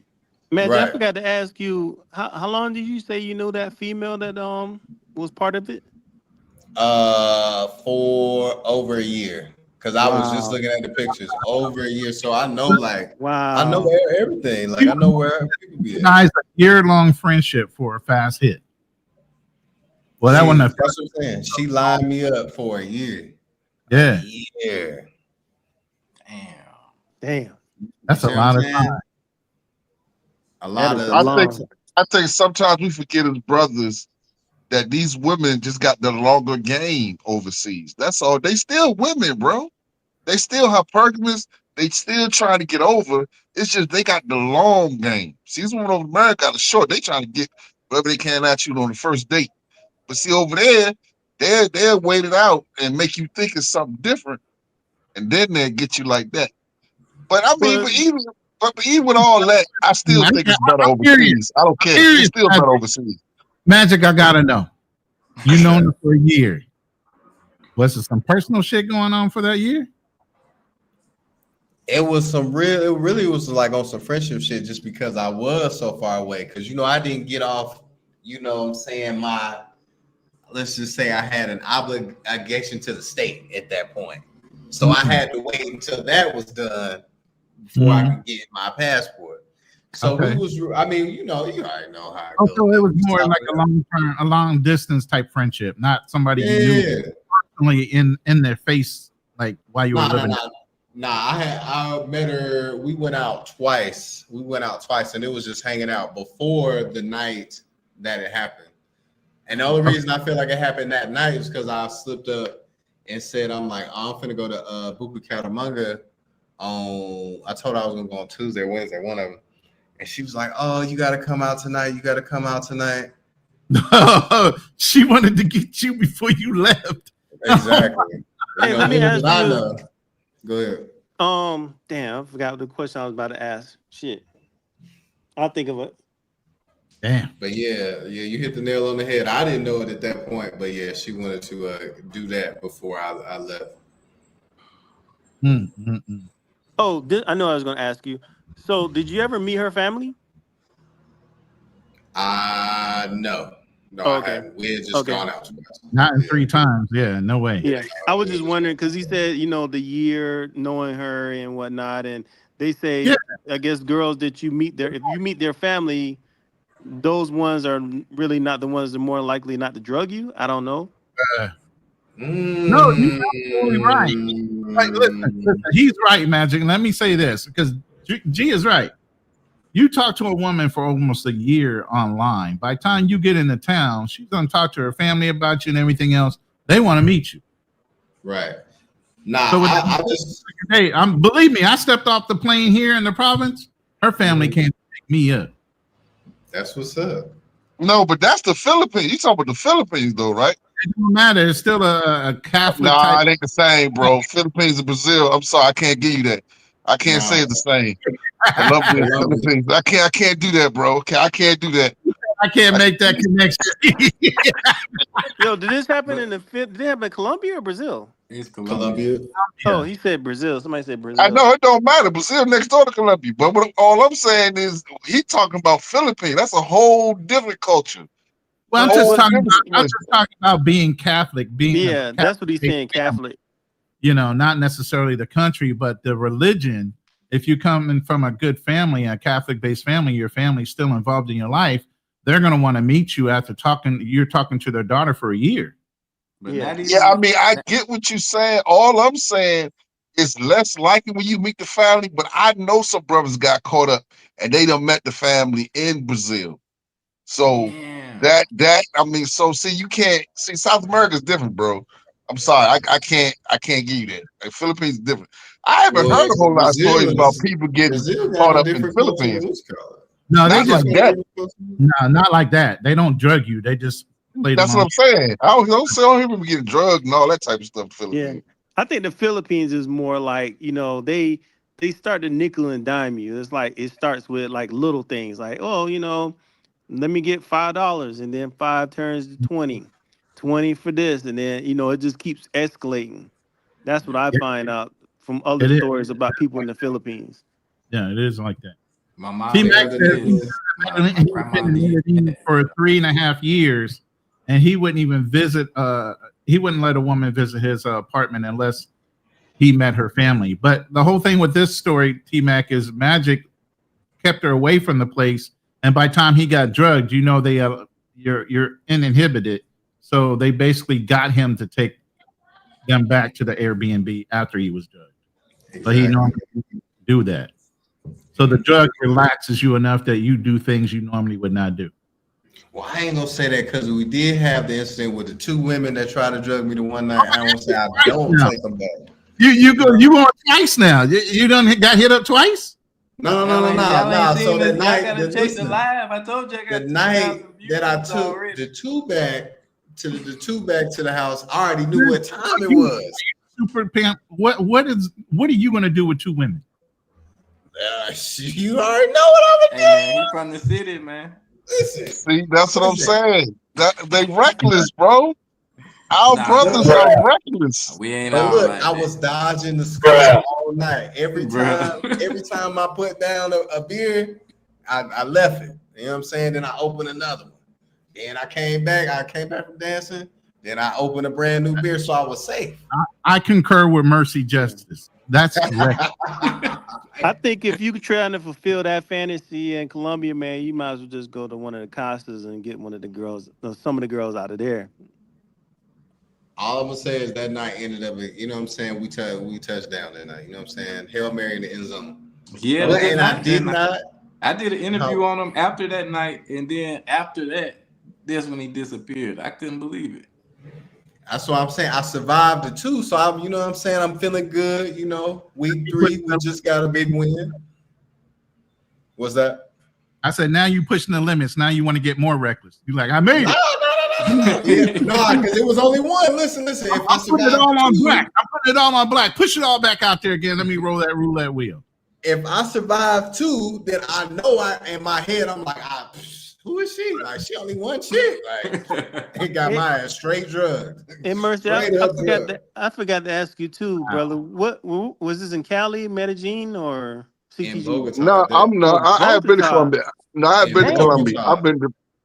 Oh, you talking to him? Okay, my bad. Bogota. Oh God. Bro, in Galileas. The bar was in the Galileas. I don't know if you're familiar or not. No, but I had a dude that live in my complex that he's from Bogota. He's like, yo, come on down there. I got you. I'll take care of you and stuff. Yeah. Fuck that. I know how to take that. Listen, I got you now. Now I'm plugged in. But before, you know what I'm saying? It wasn't like that. Yeah. I mean, Colombia is cool. You just gotta know how to move around. That's all. That's know what how to everybody move. says. You gotta know how to move. Shout out to Razor. Now I for sure know how to move. I follow all 4 rules, you know what I'm saying? Except for, being out late. But other than that, we outside. Oh, I mean, I know this old head right in Brazil, man. This is my brother, man. He's like a father figure to me, bro, over there in Brazil. He give me all the advice. And it be like the dudes that give you the most advice be the most reckless. And this dude, old head, he older than me, man. He over there got balls of money, bro. He got balls of money all over his spot. And he said, yeah, man, I'm about to fight some hoes over. And I'm gonna have all this money on my sofa and all this money everywhere. He got this because he's a millionaire. He got all this money laid all over the place. And then he said, yeah, I'm gonna get drunk. And I'm sitting there like, bro, I mean, you getting drunk with money laying all over the place? And then you gonna invite some women over to your spot? What's about to happen? What is about to happen, bro? This dude is reckless, man. When I say reckless, I mean they reckless, bro. They reckless. I'm telling you. Hey, Magic, did they take your passport too? No, they left the passport and my driver's license, but they took both iPhones. They took the MacBook. They took the Apple Watch. They took the work PC. Bruh. They took the Jordans. They took a jersey I had. They take your money. The refrigerator. They take the money. Wait. What a concierge was that? You said what? You ain't have that was when I was in the apartment in Fontainebleau. When I was on the top floor. Yeah, they came all the way back down with all my shit. Did you not have a safe in the room? Did you not put anything in that motherfucker? You just stared at it and said, it was a regular apartment. It had no safe, man. I thought I was good. I had just defeated the 2 chicks in the other Airbnb in Kennedy, so I was good. You ever hear of being lucky the first time? Yeah, I definitely now. Yeah, for sure. After this live, let's do something in the back chat. I don't want everybody to know this, but I got some security measures for you that I want to share with you guys before, just in case for the future. And I don't want to make it public because I don't want the ops to know what the security measures are. Right. That's cool. For sure. I mean, But to what Mercy was saying, listen, for those of us that like to live on the edge, we don't recommend it for everybody. So I can give you good game, even if I don't necessarily follow those rules. Spooky Magic. Don't go there. Don't go into for those of us that like to be adventurous. You know what I'm saying? Magic is adventurous. Right. That's my guy, man. Oh man! He says and does what a lot of people don't say and do. Shout Well, out to the Blue Pro. He said for $5. He said more than once is crazy. Gotta tempt face more than one. Listen, I'm that one. If I touch the fire and I see it's hot, maybe I gotta approach it from the other side. You know, it might be a fluke. You know what I'm saying? Might touch it with the back of my hand just to see what's really going on. You know. But hey, brother. Hey, you got a good story to tell. Like I said, I'm just happy you made it out to tell the story. Facts. hey, me too. I appreciate that, man. Bro, God, that's why I said this is a new channel. Like when I did the interview with him, I think we had like 28 views for like months, and then I just got a notification that it said 2,000 views. I'm like, what the fuck is going on? I mean, That's we got my these dudes, we got these old heads giving me all this advice, what's to watch out for. And then you find out how they living, man. I'm just sitting there like, oh, mercy, don't do this, man. 'Cause this will happen to you. I'm like, all right, cool. I appreciate that advice, man. I appreciate you looking out. Hey, mercy. Yeah, man, I'm about to go get wasted, bro. I'm up like, next 5 no, minutes. The next 5 minutes, the dude talking about living right. And I'm just sitting no. there like, man, dudes, man. I love my brothers. Don't get me wrong. I love my brothers, but we gotta do a better job, fellas. Yeah. We gotta do a little better job. I gotta We live But this life and get it all out. So when you visit Brother Ronan in the Philippines, you know, I'll be calm, you know what I'm saying? I'll be ready to, you know, just have a decent good time. That's it. You know what I'm saying? Nice, wholesome fun. Are you ready for wholesome? You like to live on the wild side. You know what I'm I was saying? about to say, I don't know. Give me a few months. Give me But he's actually in Colombia right now, so I don't know. Right. You know, thinking one time is a good luck, so he gonna try it again. But that's an interesting that's an interesting dynamic that Mercy brought up that I always thought about, like, because once I watched QB Passport placing video of him getting scoped in Ecuador, I always was pondering, like, how the fuck do people want to go back to the same exact place where they got scoped? So that's something that Magic can possibly answer. man, because you know why? I don't know. I'm trying to find a way to convey it. Honestly, bro, why would I come back? it's for the same reason guys keep those pros numbers in their phones when they get back to America. Nah. Because if it had happened like that, if I had been just like outside moving like that, then that would have been one thing. But for me, man, I met so many good people after it happened. Because you know, I was here for a month after that. I didn't leave. Yeah. I got drugged Friday the 13th, December Friday the 13th. Damn, what? Yeah. Shut the door, man. Stop it. Stop The it. 13th. man. Friday the 13th, man. I woke up, all my shit was gone. Oh, But- you woke up on the 13th. Yeah, I woke up on the 13th, so we was Okay. out. Yeah. Okay. So- I was about to say, boy, what? When I didn't leave until January the 13th, and so I say that to say I met a whole lot of good people like that I still talk to today. That's like in my network of people today, like locals. And so with that, They You just know, wait that's- for you to get fat again, bro. That's all they doing. Just come on back on I down. mean, you know what I'm saying? Come on Listen, back on down. One items for all those brand new items, so they can go ahead and fleece you again. They Yeah. already seen them, you know what I'm saying? You know, I popped out as soon as my first spot, I had to come right back to Bogota, you know what I'm saying? Pop out all my electronics on me in the trenches. You know what I'm saying? Listen. And it was good, man. It was all love, really genuine people. And so I can just say, I think like the brother T-Mac said earlier up in the chat, you know, it's a lot of them. I won't say all, it's a lot now, but it's not all. And even it's kind of hard to say this because I'm like, you could definitely lose your life, but the good people make up for the bad if you live. So Damn. that's why I came back. Yo, what up? I mean, listen. Alex says the same thing. I mean, even it applies. The same thing that happens overseas happens more often in the United States. We're just used to hearing it here. We're not necessarily used to hearing it overseas, but we're It starting to happens get in it. Atlanta for sure. You know, Oh Definitely yeah, for it sure. happened in Atlanta for sure. Economically, a lot of these countries, you already know you're going there. You're already top 5%. Why don't you guys think you're targets? Why are you waving money around in an economically challenged country and showing your wealth so you become a target because you're a target of opportunity? Because I'm gonna tell you what it is, man. When we're in the States, we don't get that type of treatment, man. I had to watch myself because when I'm in the States, I don't get that type of attention from women. I don't get that type of treatment. When I'm in Brazil, I walk around.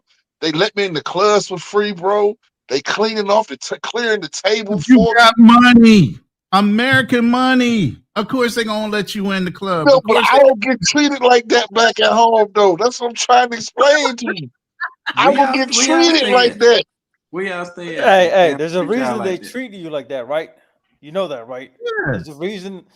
But There's see, a reason okay, y'all behind that. telling me this. Well, Y'all let telling that. me this. He giving But you see, his you gotta honest understand. answer. I'm 51, so I'm a little bit more mature. But can you imagine somebody 25, 26 getting treated like that? He gonna Hey, lose hold his on, hold on. mind, man. Hey, hold on. Y'all know who Keeping It Gangster is? Oh, you know that he cool. That's big gains. That's Big yeah, Games? All right, yeah, cool. Yeah. gangster lifestyle. Yeah, that's against the lifestyle. Go ahead. My Yo, bad. what up? What up? I'm just listening. Let What let up, the dude. Gaines? What up? What up? Let the dude continue on.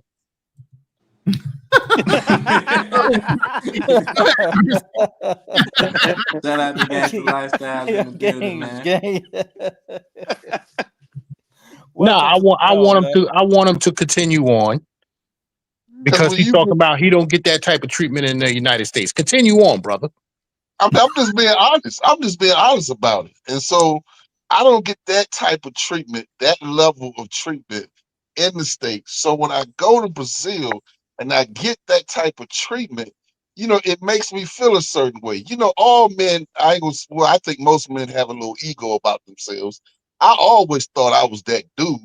You know what I'm saying? And I get reminded of that every time I get off that plane. And I'm just like, oh, I'm this dude now. And then it's not just me. All my friends, man, some of them lose their mind when they overseas, man. They be like, yeah, I'm the king. I'm the king shit. I'm that dude. I can do whatever. I can flash my money. I can do whatever. Now I don't go that far, but these dudes be flashing and doing all this kind of stuff because they just feel good about themselves and they lose their mind. And some of them get scoped, some of them get robbed. And then the crazy part about it, they tell you they get robbed. Like, you got robbed? Yeah, I got robbed. He said, yeah, man, but I can't wait to go back. And I'm sitting there like, you can't wait to go back? I said, nah, man. I can't wait to get back over to Colombia, man. I can't wait, yo. I'm telling you, man. That's it right there, yo. Yeah, And that's I'm some just trauma like, in somebody's life. Go ahead, So Gangster. Go ahead, Gangster. so because you don't get the type of treatment in the United States, that's why you go over to Brazil and whatever and flash your money and throw money in the air in the club and all of that shit. I said, I don't go that far, but I see brothers who do. I said, I don't go that far. But what I'm saying is, it does affect me too. It don't affect me the same way because you gotta understand I'm older, so I can kind of manage mine a little bit. But don't get it twisted, man. We all weak. I'm just saying I can manage mine a little better. But some of these other dudes, they be losing their mind, bro. I'm telling you, I mean, it here's the is. thing, man. I feel like if we reveal the truth of what these girls really want, it will save a lot of heartbreak in the long term. You see what I'm saying? It's like if Y'all you a killing me dude, with this shit though, but because because the women in the if United you a States want the dude, same thing. The if women you in a the United States dude, want the same thing. It's no difference. It's no yeah, difference. If you if you're having a that dude going bag, there with a mentality of just having fun out there and not falling in love, then you're gonna win. But if yeah. you're going out there to find love and all that, you're gonna lose out, man. I'm just I mean, saying, and man. there's a lot of truth to that, Unless but unless I just unless unless you do your research, you live in over there, you learn the language, you learn the culture. I can understand, but if you're just going out there for 2 weeks, a week, I mean, you're not gonna meet a good girl like that, bro. I mean, the same can be said about Atlanta, Miami, New York, California, Texas. Like, I just don't want to get in the habit of Tell you straight up, analyzing people in other hey, places. they just gonna tell you straight up they want this much money up front before they even go out with you. Or they want, the chicks that. I'll tell you. Exactly. They looking for a cash app just to get that number. I was gonna say I think Mercy is onto a good point because that's what kind of has helped me in my travels myself. Like knock on wood, it could still happen to me because as a man, sometimes you are in situations that can go left. But as far as for now, like I think that's what's helped me a lot because going back to something that I saw on I forgot the name of the guy's show, but he was talking about like you don't. I told him that you don't lose chicas by telling them no. You know what I'm saying? So like things that I'm used to in the United States, like I don't, like I said, I don't have a problem with women in the United States, but when I go to South America or Dominican Republic or anything like that, if it's something that feels like it's outside of the norm for my life in the United States, then I'm automatically saying no to it because I feel like anytime in my life that I've tried to be kind of greedy or opportunistic, that's when it comes to bite you in the ass sometimes because that's not your actual life. So if like my boy Mercy said, like when you step off the plane, if everything changes, then that should automatically be a red flag to you. So that would put me on guard more. You see what I'm saying? Because that's not 100%. normal. You know how people see you. If just like a girl, if she's a 3 or a 4 in the United States, and if she goes to Dubai, and the guys are wanting to give her $50,000 and talking about how pretty she is, they're gonna want more from her. They're gonna do something. It's not gonna be just she's a 10 now. She's not a 10. She's still a 3 or a 4. So you kind of gotta go with that caution. And like I said, I could still be subject to things like that, but it's a double-edged sword when you come to those type of things. Like you got to be very cautious. You know what I'm saying? Like, but everybody don't have those experiences in the United States as well. So I can't really judge men for wanting to have those experiences at the same time. Go ahead. You know, T Mac makes a good comment right there. If you're too accommodating to chicas in Colombia, they'll lose respect for you. They are accustomed to dudes having some machismo. Facts. That's big. Facts. Yeah. Because here's the thing: the local dudes treat them like shit. That's why Colombia. If you find out, Colombia has one of the highest single motherhoods. Like it's actually higher than some of the inner cities over here. So it's like they got like 85% single motherhood out there. The dudes over there, they just leave these chicks single moms and just dip out. You see what I'm saying? It's like pretty much every Colombian chick I talk to, bro, she got a kid or two, bro. And it's just crazy. Now, why is that? Is it because the Colombian man can't afford the family, or is he just on some I don't give a fuck type shit? I mean, both. I mean, I see a lot of single mothers all throughout Latin America, but yeah, just like when I was damn, what's his name? Love Crossing Borders. Andre, yeah, he was telling me like, man, you got to be an asshole. Like these people are used to people being straightforward. You know what I'm saying? So if you're not, and then that's kind of I didn't really change the way I move, but that's like it was reinforced in my mind, like. Because I'm already that way. So if somebody brings something to the table that I don't agree with, then I'm automatically saying no. Like, nah, hell nah, I ain't fucking with that shit. You can go do that shit, but I'm not going to do that shit. You know what I'm saying? And I never lost any chicas saying no. You know what I'm saying? but I want They to. never leave either. Shit, they not going nowhere. So you can say what you want to say. Don't ever hold your tongue to a chica. Like, definitely. Put your foot down. I want to go back to the brother that said he don't get that type of treatment in America that he gets overseas. You can't let that go. He didn't. No, Gangsta Lifestyle Gaines, didn't ever on Hey, that, respond. bud. Gaines, man, he basically going off of what your premise was today on your show, man. He said he's a Gen X. He's used to that 90s love. He's not getting it here. So he's going abroad. Okay, I get that part. But you do realize that she's only treating you like that because you only come in there for 2 to 3 weeks at most. I'll give you a month, right? She's only treating you that way because you're coming with that US dollar. Like I said in my stream, But I'm trying to understand. like I said in my stream, men are in love, women are in business. But that's Yeah, I everywhere, missed bro. that. That's a good show. That's everywhere. Of course, that's foreign and domestic. Okay, so what's the difference?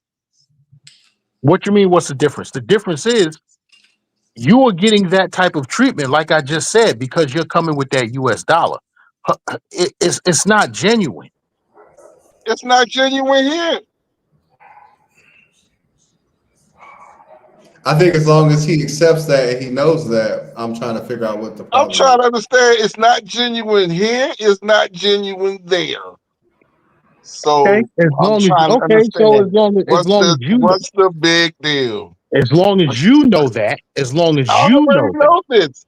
I'm and you talking about gotta treat it as such. Okay, like Pump for and- example, pump let me and give you a dump. point.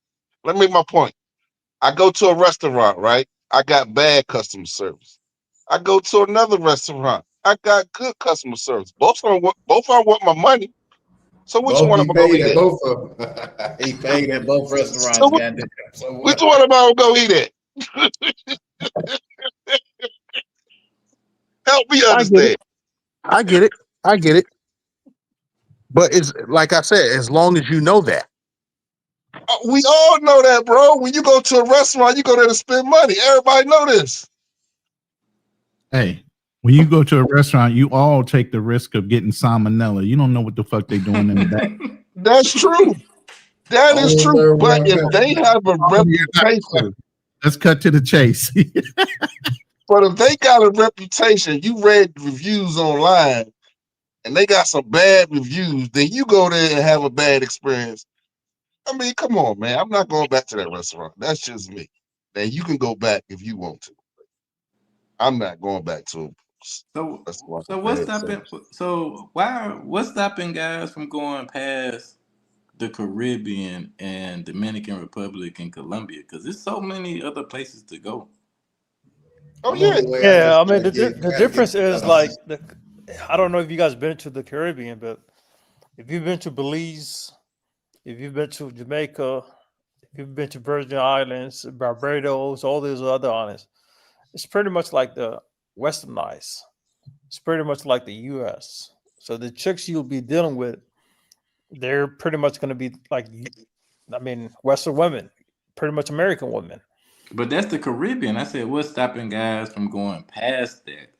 You talking about like in Europe Name some and of the places countries like you're that? talking about.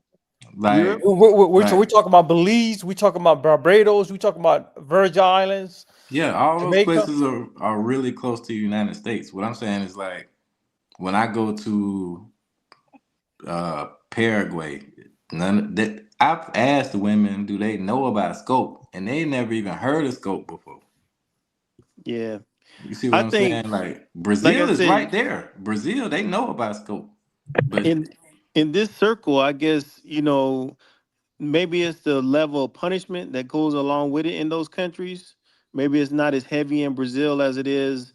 Well, maybe it's heavier. The scope punishment is heavier in Ecuador than it is in Brazil. yeah, I mean that's why I said QB got scoped in QB Ecuador, got but it was so by it can't. Colombians though. The But it girls was that Colombian scoped, chicks. It was Colombian yeah, chicks. they was Colombian. Yeah. But you gotta understand the economy is different in all these different countries. The No, I economy is understand. different. But Colombia has a better. Well, let me say this: Colombia has a stronger economy than most of the countries I'm talking about. No, it don't. Colombia, Okay. look at their Colombia is dollar. like Their the second dollar, their biggest peso ain't economy. worth jack. Colombia is the second Compared to biggest what? economy in Latin America. But Right. okay, So I'm so like, Yeah, compared to their what? peso ain't worth nothing. But compared to But to what? the dollar. is what Exactly. you're That's what comparing I'm it to. saying. You comparing it to the United States. What I'm saying is, Ain't nobody compared to the United States, so that's not really a topic of conversation. What Well, he's the saying British No, is, all you pound. gotta do is in look at the currency exchange. right, For but we're one not US okay. dollar, you The might British have pound 5 nor the Brazilian dollar is reals, but then when you have Colombian pesos, might be 1,000 of them joints.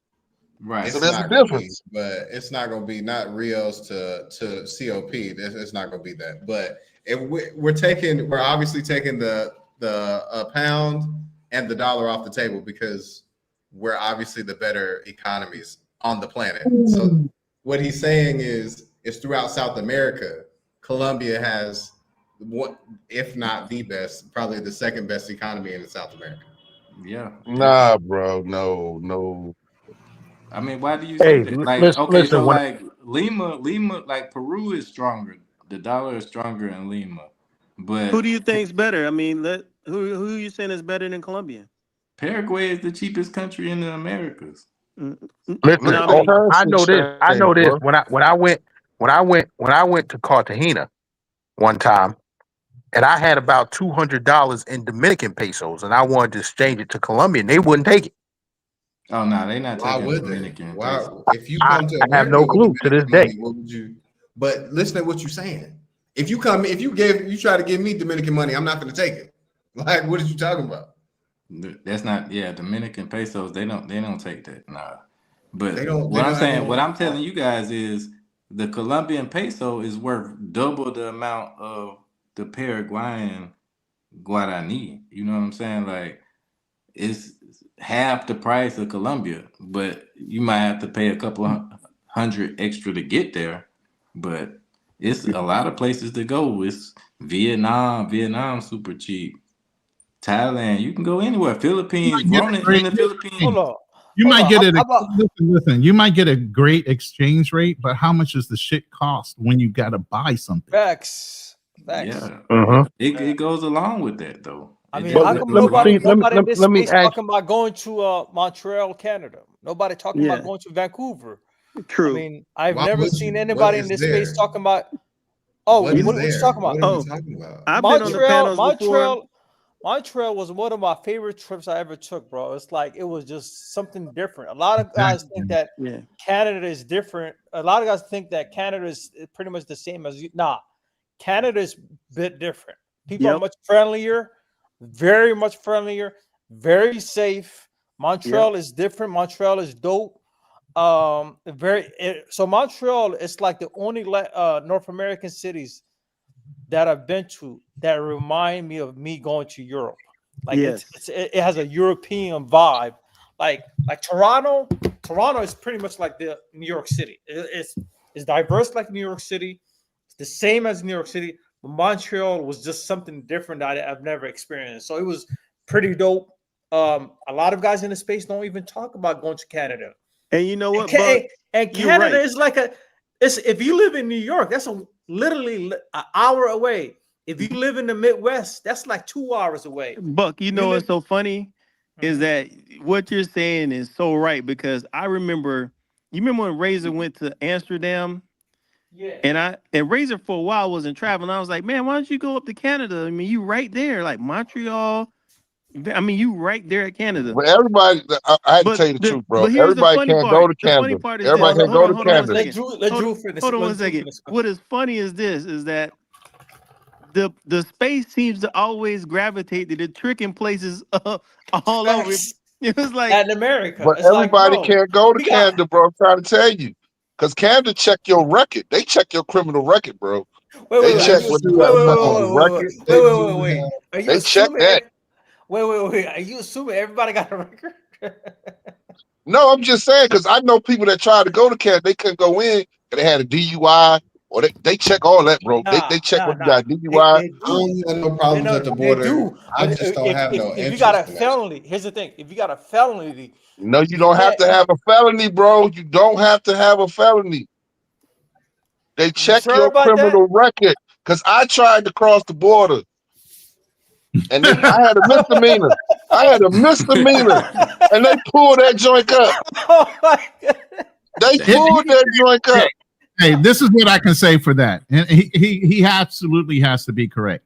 You can still get a passport and have a criminal record, but when the country wants to give you a visa, they'll do a little extra check. And if you have some certain hits against you, like there are people that are pedophiles, unfortunately, that have passports. You get to a certain country, they're not letting you in because your prior record, even though the country might have awarded you a passport, doesn't mean they're going to allow you in. Yeah, True. that's why I said it's like it got to be a serious case. Yeah. For I mean, No, it don't have to be Canada- serious, bro. Look at They look at make that Pathfinder, border man. They person. That haven't let border his ass person. back in Colombia Not, yet. they're not, bro. Just believe me, bro. I think Bro, you you can answered the still question. go in with a misdemeanor. So if you did shoplifting, you can still go into Canada. But if you did something like grape and all that, yeah, they're gonna. See, man, that's a look at your lie, record. man. That's a lie. I'm trying to tell you, that's not true. They make see, you gotta read, bro. They even say on their website they make the decision whether or not to let you in. I They mean, I look can't at speak what's for others. I can't speak for others, but I got in perfectly, and it was more. well, one of the okay. most I said easiest- they make the decision, bro. They decide who. Never mind, bro. I'm tired. Well, you're right. The country ultimately has the decision to allow you to come in or not. Each You're right. agent has its own Yeah. discretion when you cross or whatever, what have you. You're right. I just don't And feel that's so every about- country. See, That's the every thing country. That's not just see- Canada.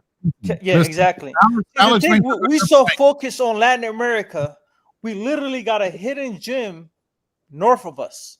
I don't, but that's Canada not is I no north don't of know- I bro, don't know yeah, about yeah. no Hold on. Y'all don't understand. Canada, Y'all don't, like, hold on. what the Y'all don't understand that. fuck that? Hold on. Y'all don't understand that Canadian chicks, they get down. Yeah. Like, I believe if they you go do. over It's the there- Canadian And see, chick. and They're see, that's the American, problem. they That's got the butt problem. on. Everybody's leading it back to the women. Yes. That's the problem. Listen, I need to go someplace where it's warm and I can kick my feet up on the beach. I can't do that in Toronto.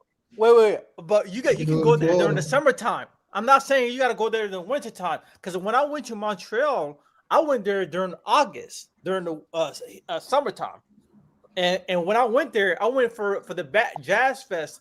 And fun fact, Montreal has one of the biggest jazz fests yearly in the world. So when I went there, it was popping. So you had people all around the world going to that festival for the Jazz Fest, and it was dope. It was cool, bro. I was seeing like literally people was playing hockey, like 1 a.m.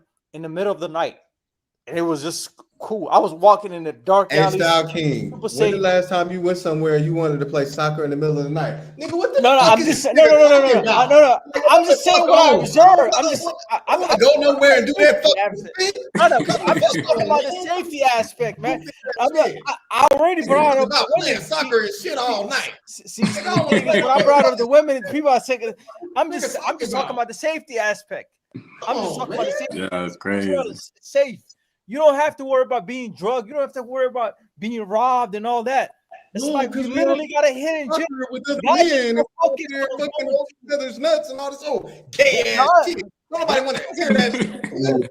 Yeah, that turned magic up. Yo, guys, This nigga, so oh Latin America, man, we literally got look at this this hidden one. gem in Canada. It's just to heaven Like, and oh how- my god, we go out there with a whole bunch How of many white people and just dudes in the stay with space? each other and Wait, hold each other wait. This is why I respect Pop. Wait. Because Pop is going to places that nobody goes to. That's why I gotta respect Man, I'm not. Pop. I'm not. Listen, shout out to Pop. I don't give a fuck about no goddamn Pakistan and Afghanistan. But you know what though? At least he said he been there. Yeah, that's nice. I mean, yeah, okay. If you get into Afghanistan, yes, okay. Salute to him. But guess what? I can't kick my feet up and relax in Afghanistan because a war might break out at any time. Who knows what the Taliban gonna do? Fuck that shit. Salute to him. I'm not fucking going there. I really don't give a fuck. I Oh, think you say you to want be some honest saving, with you, man? to be honest with you, I think he's actually going to be safe in Afghanistan because the one thing I do because Hey, yeah, the y'all one seen thing that girl about from New York, the girl from New York that was in Pakistan. what about a girl from in Pakistan? The old lady, she was over there. She supposed to have a boyfriend, and he disappeared. And she took over Oh, the Pakistan. black girl. Yeah. Yeah, I remember that. I remember that. But listen, I think he's gonna be safe. The one reason why I think he's gonna be safe is that one, Pob is rocking a beard. So beards are really respected over there. Two, Facts. they have a culture of like if you're ever like in their country or you ever invited to them, you're a guest under protection of them. Facts. So I think he's gonna be okay if he just moves accordingly, because he'll be good. I think he'll be good there. Now, where I would be concerned for him would be if he's going into Iraq. I would be concerned for him there. I'd be I feel concerned with like anybody going in Iraq. Come on now. Yeah. yeah. I mean, he was talking about going to Papua New Guinea, and I was like, I don't care about Afghanistan and all that, but Papua New Guinea is different. Papua New Guinea is like it's wild out there. So I'll feel for my, like I'll if I were him, I'd be like, yeah, I will ditch that place. But salute to him. He was saying that he would climb Mount Everest and all that, and I'm like, dude, I got to salute for him. I'm not going to half the countries he's going. To be honest with you, I'm not going to Afghanistan because you got to think about most guys in this space only got like 2-3 weeks, from their jobs to go places. They're not gonna go to Afghanistan. They're not gonna go to Pakistan, India, Nepal, just to waste. They trying to go somewhere tropical. Games was right on that one. I do gotta agree with it. Somewhere tropical, but Canada, like I said, Canada still has those qualities. You only gotta go there during the summertime, and you have it. But I I think mean, Gaines made every enough. country. I mean, every country I done went to, man. Every country was easy to get to. I've been to Europe. I've been to Costa Rica. I've been to like at least. I've been to African countries. Never had no questions. Went to Canada. I got 1,000 damn questions. Whoa, Wait. Let me say this. whoa. Wait, I think Gaines made a good point by saying when you go to these countries and it's the first thing on your mind is the women, that's where you already fucked up, because that goes against what I was saying. Because when you go there for the women, it's gonna be hard for you to say no to the things that entice your spirit, and that's what I'm Facts. saying. You got to be able to resist things sometimes. You know what I'm saying? You got to be able to say no to these chicas or fucking whoever you talking to. You got to be able to say no to your tour guide. Like when I was in Dominican Republic, I stayed there for like almost 5 months, and I had a dude that was Haitian. I'm still cool with him to this day, but he has a different lifestyle. I mean, he's like a child of a politician, so he's rich. You know what I'm saying? He want to run around to the hoods and hang out at Cuatro Dos and do all this other shit. And I'm like, bro, I'm not trying to go to the hood 5 times a day. You know what I'm saying? Like, I'm not doing that. You know what I mean? So you got to be able to stand up for yourself. And a lot of people just don't have that in them. So if you know that's not what you are about and you can't stand up for yourself at all times, then you need to stay in the Bahamas or somewhere that's safe. You know what I'm saying? On the fucking what's the little shit like Punta Cana? You need to stay in Punta Cana on the little thing. You know what I'm saying? Like you don't need to go to these places, but it's just you got to know yourself. You know what I'm saying? As a man, that's your I think responsibility. most of the dudes in this space, they want to know where the women is at, right? Yeah. So if Pop got up there and showed 10 bad women, I mean super bad, you're gonna get some dudes that, you know what? Let's go to Afghanistan. Guess what? Big Gan still ain't going to Afghanistan because I'm not going to see the women. I'm going to kick my feet up and relax. I can see bad women on this side of the Atlantic. I don't need to go over there. You feel what I'm saying? That's just me personally. I'm going someplace where I can relax and chill, and then the other things is just part of it. Yeah. But I'm land my plane right there. They got I mean, baddies you in right. Canada. You Like right. I'm not disagreeing with the Canada thing. I just don't I'm like telling cold. you. I don't like cold weather, so I agree with Gaines. Nah, I got to hold you on that one. A lot of people stereotype Canada as cold, bro. You only got to go there during the summertime, July. Shit, I'm not going to July, Philadelphia. Like, Hold on. I'm from the South. You you know what only I'm got to saying? go to Canada during July and August, and you'll be good. I'm telling you, July and August, Canada gets hot as fuck. Yeah, and Yeah, so you can go out there and play soccer with other men at 1 a.m. Nigga, Come on. what? they have one of the biggest West Indian carnivals in Toronto, Exactly. the Caravana. Hey, watch Flyboy Wake Black Man Guide to Toronto, Canada. You will see how lit Canada is, bro. Yeah, I'm telling you guys, Canada is it's a different vibe. Y'all think Canada is like the U.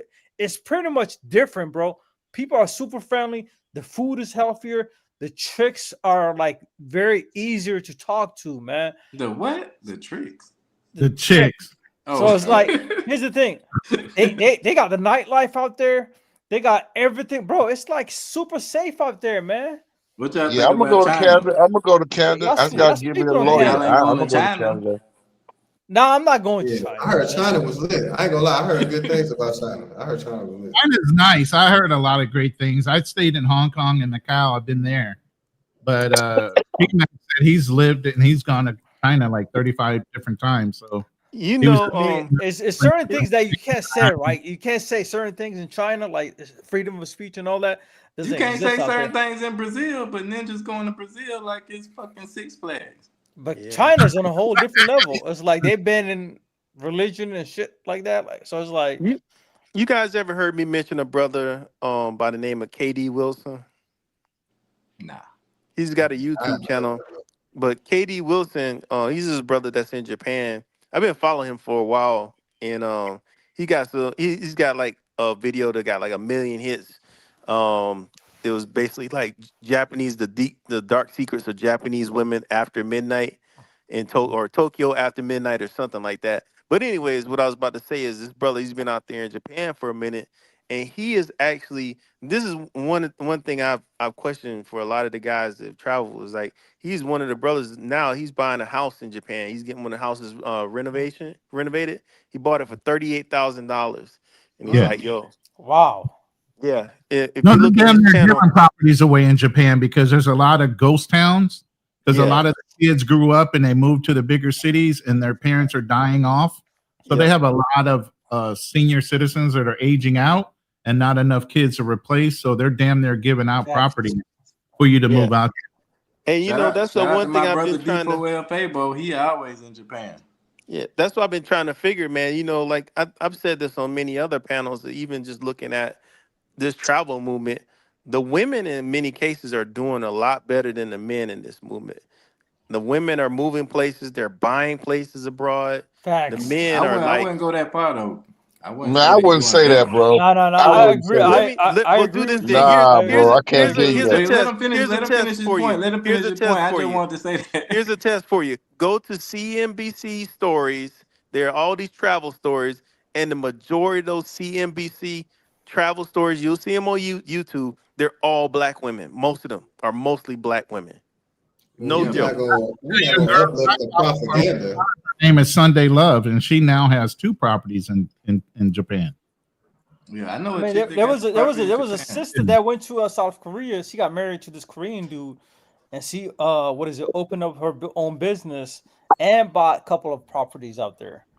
So, you Only know, thing so I you would just- say, only thing so I would you- say about the women is that when you a solo woman traveler trying to move like a boss like that works in European countries a lot better than it works in man-dominated societies. Because I've met Facts. women in countries like Brazil. I was in Brazil and I met a chick that she was like, she fucked with dudes, but she was on that masculine shit. And she was like, I'm moving back to California because every dude I try to get with, blah blah blah, because it's a masculine society. You can't just fucking tell dudes what to do and think they finna jump because Yeah. you got some money. Like that's not how it works in these places. I So, agree. and and the same thing in Africa. also a lot of and- these Western women when they go to some of these countries, it's like they're pretty much the upper echelon of like in terms of income, and women don't date down, they date up. So even That's if not they true. do, That's not true. I don't think they're gonna date up when they go overseas. That's just my opinion. that's what I'm saying. That's the whole point. They're But not that's gonna. what they want to do, though. They That's want to do hypergamy. that. But the whole thing is that's contradictory because if they're moving out of the country saying men aren't willing to do this, that, and the other, you go to another country, now you're willing to date down when you could have done that in the United States. And some of them You- do that. Hey Rolling Buck, you travelers. say that these women they date up in the United States For the most right? part, yeah.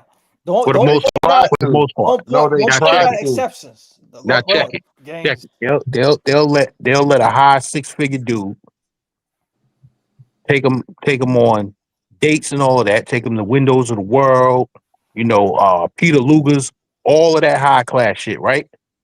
But meanwhile, Pookie up the street is knocking that down for a 2-piece and a biscuit. And That's what I was gonna say. these For are sure. professional women. I was gonna say I think that they want to date up, but when it comes to the power dynamic, a lot of times they want to have control, so they date down. Exactly. To that, Exactly. These women, these Black American women want to control a relationship. You know what I'm saying? They want to be able to tell him, you know what? This is my house. This is my apartment. I paid all of this. You can get the F out. Now, with a man that got money, she can't tell him that because he'll tell her, yo, kick rocks. I don't need you. I got 10 other women knocking down my door. So they want to have the control of the relationship. I discovered that myself in my own life, gangster. Because like when I was in my early 20s, I was just out here, you know what I'm saying, hustling, and I ain't had no problems ever with women. You know what I'm saying. But as soon as I started buying houses and running businesses and actually having my own shit together, that's when the problems came because I was in the control position. You know what I'm saying? I ain't know that until it happened. Right. Yeah, that's true. No, that's true, man. These women, they do want to control. So that's why I say they not really having all that type of success overseas. I mean, but they might be having some financial success, but they have that here. But they not marrying a whole bunch of millionaires overseas, man. I don't believe that. I don't believe that once. I do not believe that, bro. So somebody said, who are the women winning or the man winning? To the panel. I mean, it's hard to say Overall. because it depends on what we talking about. I mean, what does it mean to win? That's What's the criteria? Yeah, what's the criteria that you So use my to describe criteria winning? that I originally stated was that the women are winning because they're going over and they're buying overseas properties and they're building a stable life abroad. I don't There's see not- two of the men that are doing that. A lot of the men that we're seeing in the space, they're traveling to one tricking spot to the next, but I don't see a lot of them buying a place and say, well, I'm going to be an expat here. I'm really Are going we to being build. I think colorblind? that's what you're looking for. Wait, Like, are we being colorblind in this conversation and saying just brothers? Or are you saying men in general Brothers. behind women? I Because see Black brothers women, in black open men, black restaurants women, black men. all around this country.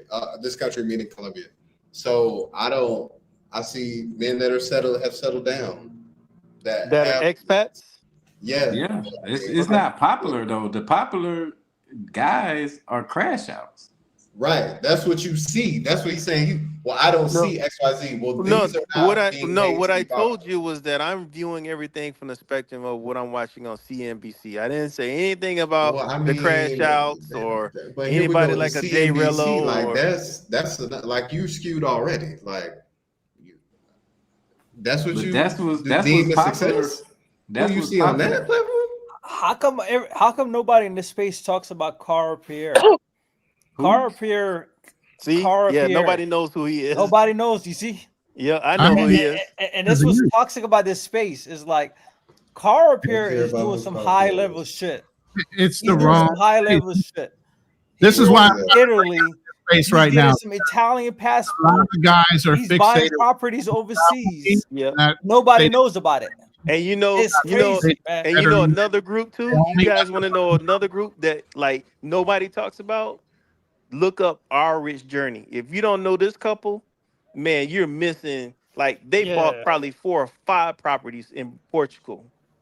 I mean, they were pretty much my motivation. Yeah, when they first are my started. motivation. Our Rich Journey. Because they got me Yeah. the fire movement. So Let's like, say I've this. been For every one they started. YouTuber that's out there putting content out, there's 15 or 20 guys that ain't putting shit out and still doing it. True. I agree. Come on, Roland. Come I on. agree. That's because men don't have to put their stuff on TV, bro. Like when I go to Dominican Republic, man, them black men running that city. They run it in they own businesses down there, bro. I mean restaurants, all that. Black men just running that joint, bro. And it'll never be on, what is it? It'll never be on TV. It'll never be on TV, bro. But they own all them restaurants on that street, bro. Brothers. This is one thing. Listen. This is one thing I learned in finance. The guys that are screaming the loudest about how successful they are not the ones that are really successful. It's the ones that are moving in silence. Come on. Everybody don't have to flex and pump their chest out to say they're successful, to be successful. True. Yeah. I agree with that. It's called Because when I go to peacock. Brazil, We have a big problem in our community as black men about peacocking and looking like the head ninja in fucking charge. I'll say that, but in addition to that, I'll say the ones that are doing the work and owning the businesses are not going to be featured on certain platforms. Exactly. It's just not going to happen. I But see that doesn't say BMT. that doesn't mean that they don't exist. I see BMT do specials on guys all the time that are very like unseen, and I've never seen them before. But they doing things in these different places. So it's a lot of guys that do a lot of things, but it's a lot of white guys, not just black guys, just guys in general. So I definitely don't think it's easier for the women to do it. I don't think the women are outnumbering the men because it's harder for women to do these things in these places. That's not a European society. And if you go to Europe, it's going to be a lot more expensive. And I'll put it this way. There's a lot more women out traveling us, meaning they're taking girl trips, they're doing all this. Yeah. But there's a lot more men out there really putting it down and doing things and living overseas because a lot of men aren't necessarily attached to having kids. There's a lot of single men out there that ain't even concerned with getting married. There's a lot of fucking incels that are very successful but have a problem with talking with women. True. It's true. It's true. and even though I be talking trash about all my boys in Brazil, every last one is a millionaire except me. I'm the only one that's not a millionaire. In reais or dollars? No, I'm talking about dollars, bro. I just had to get No, the because they clear. live over there. See, they live. See, okay. See, this is the problem you're not seeing. Hey, I money have to come stretching back first. to the States. I have to come back to the States because I have to actually work. But they don't have to come back here. They actually live over there.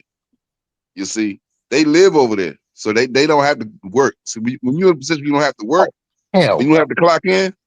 See, when you're in that position, you're in a different bracket, bro. You're in a Shoot, that's different where bracket. Big Gaines is at. He don't have to clock in no more. He got a pension. Nope. Yep. If I went to Colombia and stayed for a year, let's say 2, the amount of money that I save, I come back to the United States and be a millionaire. Just by living there, I ain't got to do nothing because my cost of living is going to be so low. Imagine you live in a 2-3 bedroom condo for $500-600 a month, right? And your lifestyle, you're living a nice lifestyle on $2,000 a month. You know what I'm saying? And then I can put the rest of my money away. I come back here. That's my goal right now. That's what I'm trying to get back to. What's that? Exactly what he just said. Oh, put money I'm away. trying to squeeze it down to 1,500 if I can, for real. If I can In bring what country? right now I'm looking at either Ecuador or Paraguay. How you like Paraguay? You like Paraguay? Man, I love Paraguay. That's I the heard cheapest it's, country. I heard it's a little bit of slow paced. Yeah. Everybody that goes there is slow paced. What's I wrong with mean, that if you're retiring if you want to be somewhere where there's not a lot of fucking drama? But I think let me answer that. I think it depends on what your perception is of slow paced. Because like I said, I've been to all these places. I've been to Lima, I've been to Santo Domingo, all around the island. I've been to Colombia, I've been to Medellin, I've been to Cali. But what part of Paraguay you talking about? What city? I'm talking about the capital, Asuncion. The capital? Yeah. Okay. So you like it better than these other countries? I'm just asking because I've never been there. financially, I think Paraguay is the I'm talking cheapest. about overall. We ain't talking about, you already said financial. I'm talking about overall. He trying to I say mean, woman. He trying to say finances. woman wise. Oh, he's talking about women. 'Cause that's Okay. I sad. appreciate it. Thank you, brother. Thank you. Help me out here. Appreciate it. Paraguay definitely can hold his own. They got very beautiful women, super, super beautiful. Yeah, I think that's the place you're gonna find the thickest, lightest skinned women in the Americas. It's very, very white. Like Exactly. that's not the reason I go there though, because like I'm very financial, so I like money. You know what I'm saying? So Because I got a cousin that went there years ago. yeah, He was showing me the pictures. I was like, damn, all these women are white. yeah. It's very, very, very white. Uruguay and Paraguay. Yeah, Argentina, they are very white. They even have a German town there where they speak German. So it's very, very white. But I think that if you're not, it's a lot to do. It's still a lot to do. It's just not like you go to Cali, Colombia, they salsa dancing, they partying in the streets. You go to Medellin, there's a party on every block. It's not like that. But they have sectors. Like you go to Carmelitas if you want to party, it's gonna be a whole strip of bars, just like downtown Atlanta. It's gonna be a whole strip of bars. You can find the places and the things that you want to do, but it's just not a million different places to go for that party vibe. You see what I'm saying? So I think if you looking for something more long term to chill, then that's definitely the best place to go. Because a lot of the women are more down to, I'm not gonna say down to earth, but more like long term thinking. I guess I would say versus a lot of these other places. But Ecuador is a great option. It's right next to Colombia, though. Like I love Ecuador. Ecuador is actually my favorite country, though. Mm. The food is the best in Ecuador for me over all of them. The women, the best in Ecuador for me. Everything. I think everything. Honestly, the cost of everything is similar to Colombia, but can be cheaper in certain places. So I love Ecuador. Ecuador is definitely the best. But if you looking at finances, I would definitely choose Paraguay. I don't know. The women, they gotta have some color to their skin. For my Wait a minute. particular taste. Didn't you what you the person said is always goes back to women? You bring up women. Right. But I like the color. I like the color to the skin too. See, That's he why I always say. judging us when we talk about women. He always judging us. It always leads back listen, to women. That's why I listen. said Ecuador, At guys. the end of the day, Yeah. you still want to look at the women. But that's why I said Ecuador. Ecuador has the best mix. It's better than Colombia. Even the Colombian chicks that I dealt with in Ecuador, I felt like were better because they were in Ecuador. I done had Paisas in Ecuador, Venezuelans, Ecuadorianas. Even the worst of them still is better than my experiences. Definitely in Medellin, but Cali was dope. I can't shit on Cali. Cali was dope, Mm. but I would So rather did you feel be. safer? Did you feel safer in Paraguay and Ecuador than Colombia? I'm just wondering. Mm, I would say Ecuador is dangerous as well. I've only been to Guayaquil, Salinas, and Montanita, but I definitely felt like it is dangerous in Guayaquil.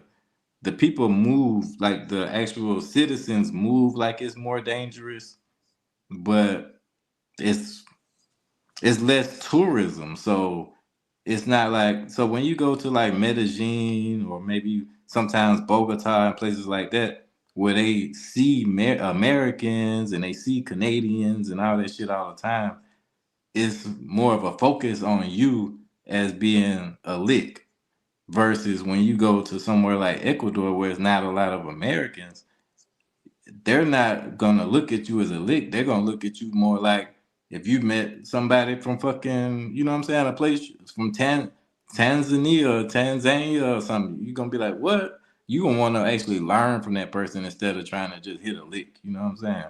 So it makes it a better environment for me in Ecuador. I definitely would. say Ecuador is better for you in that aspect because they still got the play girls. You know what I'm saying? They still got all that same shit. It's just not touristic where everybody's flocking there. You see what I'm saying? Right. It's dangerous. Don't get it twisted. Like the fucking the locals, they don't go out past at nighttime. Like during the daytime, the streets are flooded with people, just like in any city in Colombia. But as soon as the sun starts going down, they shutting down all the blinds. They closing shit up. Everybody walking fast. Nobody on the street at nighttime. So that's something that just lets you know. You should know, like, okay, that shit fucking dangerous out there. So Is Paraguay the same way? Or nah, Paraguay is totally different. okay. Paraguay is a lot. You don't feel that same danger as Ecuador. So that's another thing. Like me, I wear jewelry sometimes, but I'm not a jewelry person. But if I was to wear my jewelry, it would not be in Ecuador like that. It'd be in Paraguay. I could do it in Paraguay, but I wouldn't do it in Ecuador. But Just Which because isn't one? Which Paraguay a lot smaller country though? I wouldn't say smaller, but I've only been to the capital. But they're similar in size, looking at the map. But shit, I which would say one? that Which was right next to Brazil? That Uruguay or Paraguay? Paraguay is touching Brazil and Argentina. Mm. They're connected, and it's So, also touching Bolivia.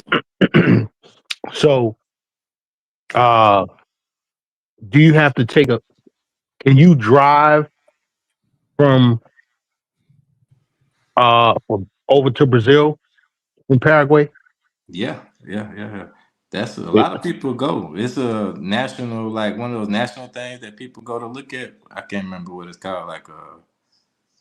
Just like in Peru with the ruins, they got a Mhm. waterfall that's in between all three countries that everybody goes to, a tourist attraction type of shit. Okay, but because one of those countries is right next to Rio, correct? I couldn't say because Rio is close to the coast. That's a beach town, so Right. I gotta look at the map. I think Paraguay is definitely the closest country that you would get because it's right next to Brazil. Like I said, it's touching Brazil and it's touching Argentina at the same time. Like I booked the flight from Asuncion to Buenos Aires, and my flight was only like an hour. Uh-huh. So a bus ride is like 8, 9 hours or something like that. Yeah, I'm ready to try Paraguay. I've heard good stories about that spot. I like to try that spot, yo. Yeah, I try not to blow it up, but at the same time, like if you a dude that's, you know what I'm saying, about your shit, you know what I'm saying, and not gonna make us all look bad, cause you know how they do us. One of us fuck up, then all of us get the punishment. But you know what I'm saying? No, but well, let Style me ask you King, this though. How wasn't it how the is the standard of living compared to how much you pay? So I know you say it's cheaper, but is the standard of living pretty good? You know what I mean? Yeah, It's yeah. modernized. And I'm just asking, is it modernized? Like, In certain parts, I wouldn't say the whole thing. No, like I would say the roads are probably the worst that I've seen in South America. But as far as like the living conditions, like your housing, you'll pay less in Paraguay than you'll pay for the same standard of living in Colombia or Ecuador, hey? depending on the city. Because I'm talking about the capital city, which is Asuncion, and like say Ecuador, I lived in Guayaquil, which is not even the capital. So, because I'm looking at other cities around, which like my boy in Ibagué, you know what I'm saying? Like that's not a capital city, so the price is not going to be the same as in Bogota. So I I'm want saying to. as I far as a want to. capital city, Asuncion is definitely like the cheapest place that you're gonna go. That's a bigger city that has those like. And then if you go downtown, like the downtown part of Asuncion is more like the colonial zone type of shit, where it's gonna be older architecture, old buildings. But you could, Hey, I got a question for you, Style King. Yeah. Which country was it? Paraguay or Ecuador? With the two black Americans, they had bought that land and they kind of got like they went to jail and stuff like that. That was Ecuador. Ecuador. That was Yeah. a big story about those two guys that they were brothers and they bought some land and they kind of got like, I guess the locals kind of got jealous with them over the land that they purchased. Yeah, That a I heard murder was about that, committed on the but land. that was before I ever traveled to Ecuador. Yeah, So they I like, I don't. guess there was a murder or something that was committed and they buried the body on their land and the locals took them right to where the body was. And Damn. yeah, it was a big story, man. They just got out of jail like maybe 4 or 5 years ago.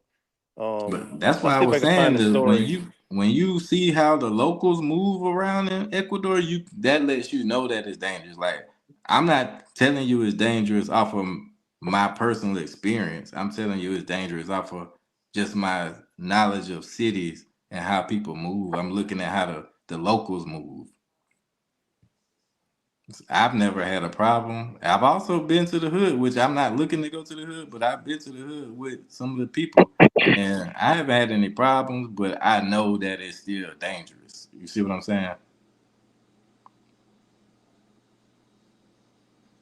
So, I mean, but honestly, it's still like my favorite place. But I haven't had any problems. I haven't been robbed. I haven't felt like somebody was gonna rob me.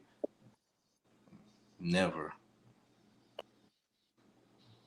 But I'm shit. actually dropping the link to that story in the chat Okay. about those two brothers that were they were jailed Shit, over the. actually, the most dangerous places I've been was in the Dominican Republic. 2 different locations.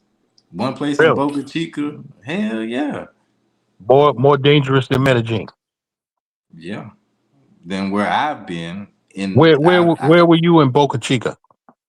man, I made a mistake in hanging out with the wrong dude. I thought this guy was working at this store, and turns out he wasn't even working there. And I was hanging out with the dude, and he was trying to take me to his neighborhood. He takes me to the neighborhood, and I got a rental car, so when we pulling into the neighborhood, it's like if you guys been to DR, like in different neighborhoods they got it like blocked off with gates and shit, and then you got to go through like a checkpoint type of shit. Uh-huh. But this neighborhood was like fucking Afghanistan type of shit. Like they was out there with choppers and they was like pointing the fucking choppers at the car when I pulled up. So I rolled the window down. I'm like, what the fuck going on? Like, what? You know what I'm saying? Are you sure you wasn't in Haiti? Exactly. It felt like that. Yeah. And then when they saw me, they was like, Snoop Dogg, what's up, man? Kalo K and all that shit. And I was like, man, what the fuck? I was so mad that I was with this dude, that this dude brought me to this stupid ass shit. And then, I couldn't flip out right there. So I just hung out for a little while, drunk a couple of drinks and shit. Then I took him back. I almost got in a fight with the dude. I had to kick him out. And then after that, I went back to the store and he was like, he don't fucking work here and all this shit. So that was my first solo traveling trip. Like I said, I spent 4 or 5 months in DR though, in Santo Domingo. So Cuatro Dos was the most dangerous, but I didn't have any problems because I was with people that's from there. That was a little bit more trustworthy, but you learn your lessons, you know what I'm saying? Like that's why I said I wouldn't start with Ecuador. I wouldn't start with Colombia. It's definitely better to start with places that are closer to the States, like the Caribbean and stuff like that. Right. Yeah. That's why I said I'm not perfect. Shit, I definitely fucked up. And luckily, you know what I'm saying, I made it through that shit. But it's like I said, the most dangerous places I've been was in DR for sure. They not playing out there either. You know what I'm saying? You go to the wrong place. You know what I'm saying? I done been to some places in DR. Cuatro Dos. Anybody I tell I went to Cuatro Dos, they be like, hell nah. What the fuck you going? Don't ever go there. What the fuck you going there for? So they got a lot of shit, Default these governments ain't the same as here. You know what I'm saying? They got a lot of shit going on. So once you see it, you can't unsee it. You know what I'm saying? Mhm. Mhm. That's the point of making these channels. You know what I'm saying? To let people know. You know what I'm saying? To be able to give people good advice. Some people in this shit for clicks and views. Some people in this shit to actually help people. You know what I'm saying? And I don't make no money off of this channel. You know what I'm saying? I just actually want to help people that's like me. If you see me and you like minded, then fucking ask me the question. I tell you. You know what I'm saying? Because I don't Oh, want people. you're not charging a consultation? Nah, I only did one consultation. I ain't charged shit. And he ain't listen to me. He still over there wilding out. Damn, Where you so went to he got Columbia? the The game. dude He did got a the game for consultation. free, and he still didn't take it in. Yeah. Where the guy went to Columbia? He in DR Oh, every other DR. day. Oh, okay. He trying to convince me to come back. Shit. Yeah. I don't know. I think, like I said, what Buck was kind of talking about too. Like, man, I think a lot of us are missing out on Europe too. I think you should travel to Europe if you're down to go for it. But I understand what Gaines is saying too. He don't want to go nowhere that ain't tropical, so they ain't right up I'll go to his. Spain. Yeah, I've been to Spain. Spain is good. Go during the I, summer months, not during the winter. yeah, I've Right. been in both the summer and the winter. It wasn't that bad either way. But Now, I brother, mean, I'm done with snow. I'm sorry. That's why I moved down to Texas. I was done with snow a long time ago. yeah. I remember But it used to snow every winter when I was in Germany. even Portugal is good too. Like if you guys never been to Portugal, that's another good spot to go. You didn't have a problem with the Portuguese? No, no, because they understand. Like if you can speak Spanish, they understand that, and it's Mm, because Spain. You got Spain and Portugal are like right next to each other. I mean, right. you cross over the border, and a lot of the towns that are along the border of Spain, they speak both languages, speak Spanish and Portuguese. But the deeper you go into like you go into Lisbon or places like that, most of the people, if you speak a little bit of Spanish, they'll understand you. Like I said, the Portuguese can understand Spanish, but the Yeah. Spanish can't understand Portuguese. Now, what part Oh of yeah. Spain? What part of Spain can I go to see the Moorish buildings? So I mean, if you want to go there, you want to go down to the southern part of Spain. And you want to go to a town called Cadiz, Uh-huh. Cadiz. It looks just like I went to when I lived in Spain. I went over to Morocco. I caught a boat over to Morocco. It's a boat that leaves out of Cadiz. And matter of fact, when you're in Cadiz, you can look across the water and you'll see the continent of Africa across the water and Mm, and when you get Uh, there, it looks just like when you leave Spain and go over to the town where the boat comes in at is called Tangiers. And when you right. come into Tangiers, it looks just like the southern part of Spain. They look just alike, like the buildings, everything. It was that much of an influence right there. They look just alike.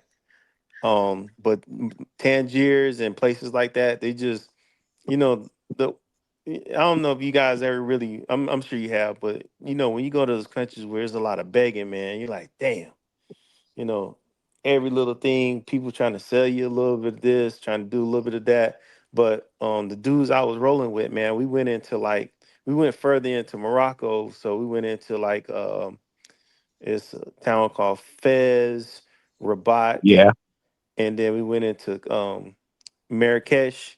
Marrakesh is kind of dope. Like, if you ever get a chance, if you do a YouTube search, the markets of Marrakesh, like it's this big market. They set it up every night and break it down every morning. It's like constant. They build it up, they break it down, build it up, break it down, and it's just a lot of people and a lot of things going on there.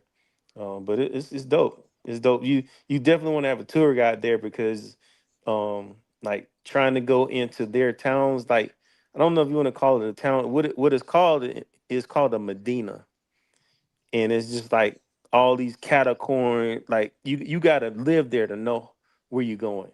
Like twists and turns. You go deep in there, but it was dope. We had a guide. This dude guided us into there and guided us out. Right.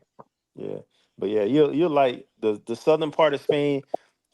Like I said, Cadiz. It looks just like the tip of Africa, but if you go towards a little bit more over, there's a town called Marbella. Marbella is like really rich. I would say it's almost like a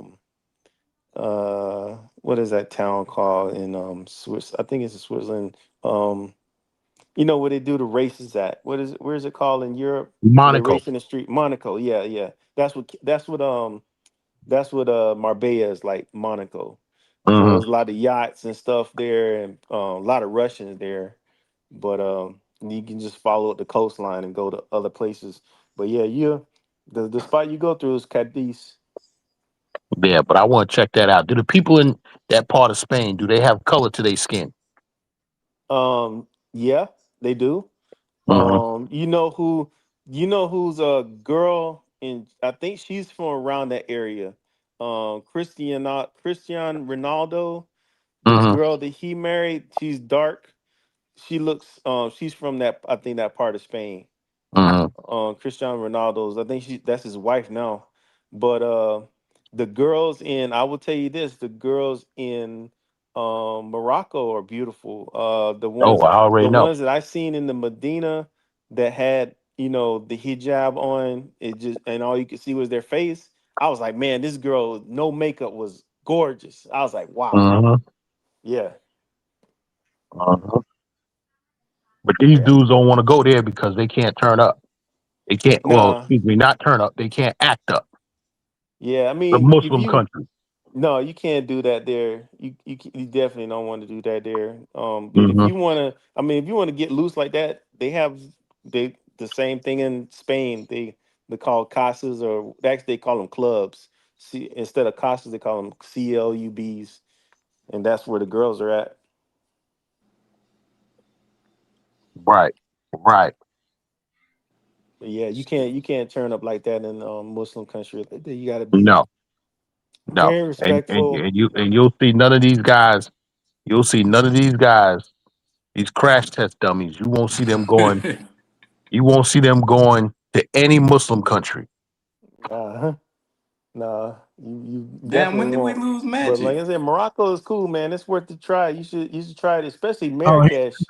wow. Damn. Okay, okay. Shout out to Magic for coming on, man, telling his story again. Y'all sub up to the channels, man. Sub up to Big Games channel. Everybody, whoever got a channel on here, man, sub up. Yeah, I don't have a channel. Oh, what's up, Carter Foe? I cut my hair when I was in Cali, Colombia. Oh Lord, here we go with this guy. Yeah, man, I had to cut it off, man. Shit, they don't take care of black people here in South America the same way that you can get it taken care of in the States, man. I tell you, the best haircut I got when I was in Europe was in Portugal, in Lisbon, because it was a lot of, man. That was the most amount of black people I had seen in Europe when I was over there. Because And they had where at? in Lisbon. Oh, that's in Portugal. Okay. Yeah, because they have the African. It's an African colony that's from there. It might be Sierra Leone, and I think also yeah, they speak Portuguese. yeah, I and then don't. that I'm not island, I sure. forget what's that island that everybody want to go to that they speak Portuguese. Got a Um, bunch, damn. got a bunch of mixed girls. Something starts with a C, right? Yeah, yeah. Cape Verde. Cape Verde. Cape Yeah. Verde. Yeah. Uh-huh. Yeah, that Portuguese shit. They're like they just like I think Drew G said, like my Spanish is okay, but I don't know what the fuck they saying. Like I could tell them what I want, but when they start talking, I'm lost as hell. When they Yeah, start speaking that shit. it's similar when, like, if you put the words, like, you pick a word and put it beside each other, you'll see the differences and like you'll see how they pick on Spanish a lot easier than what the Spanish can pick up on the Portuguese. It's very similar. It very much is. I mean, it's kind of the same in Spanish because I can tell them what I want, but the way that they talk, like all these countries got different slangs and vernacular, just like Oh, same yeah. with Spain, because like when you're in Spain, one side of Spain is, I don't know if you've ever heard this, so it's like regular Spanish, but so there's Oh, three Catalan. different languages. Yeah, Catalan. So you got Catalan, you got Basque, and Basque is like it's a little part of Spain that's like French Spanish. I don't understand what the fuck they saying there. And then, like I said, you got Catalan. I forgot to tell y'all that in Paraguay they speak Guarani.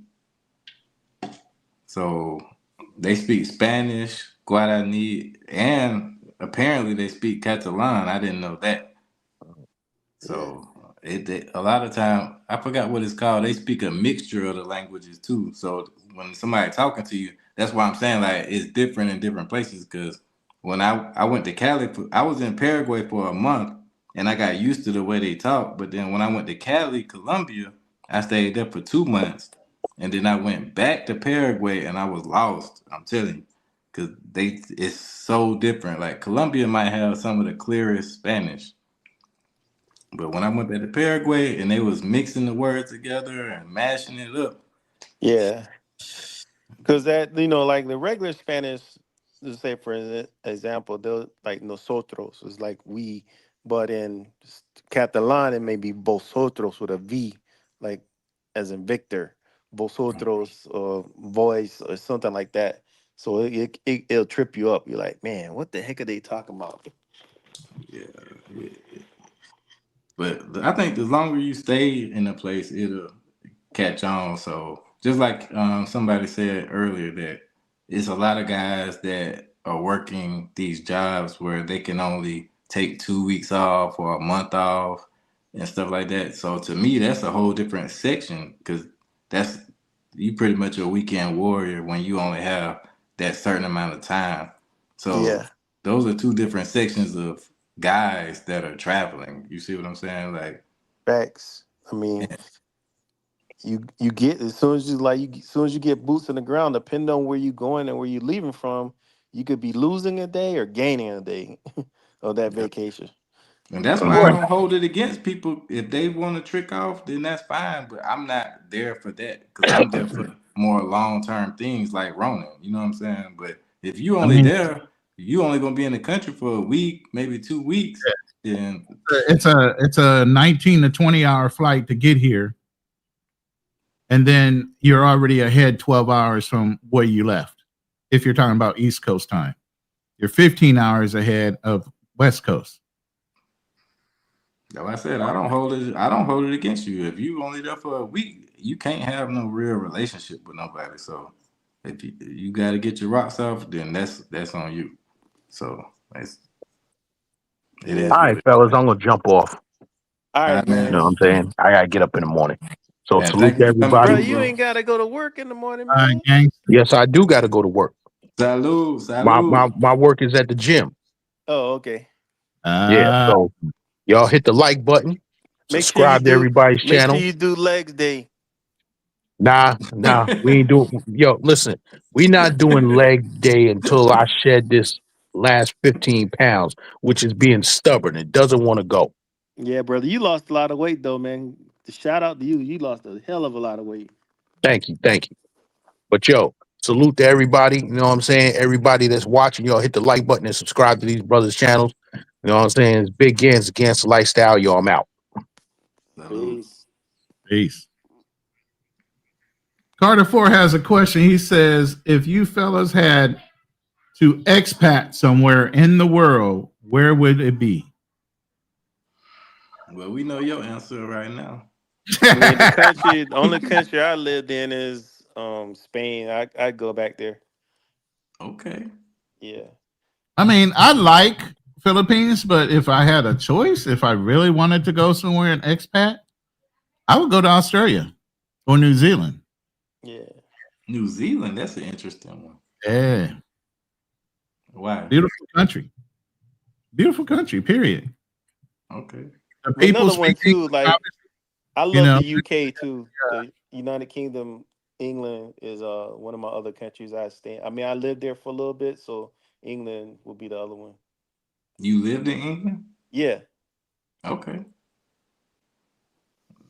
Interesting. Where will What you about be? Mercy? What is Mercy still in the building? Sometimes he fall asleep, bro. Mercy, Okay. wake up.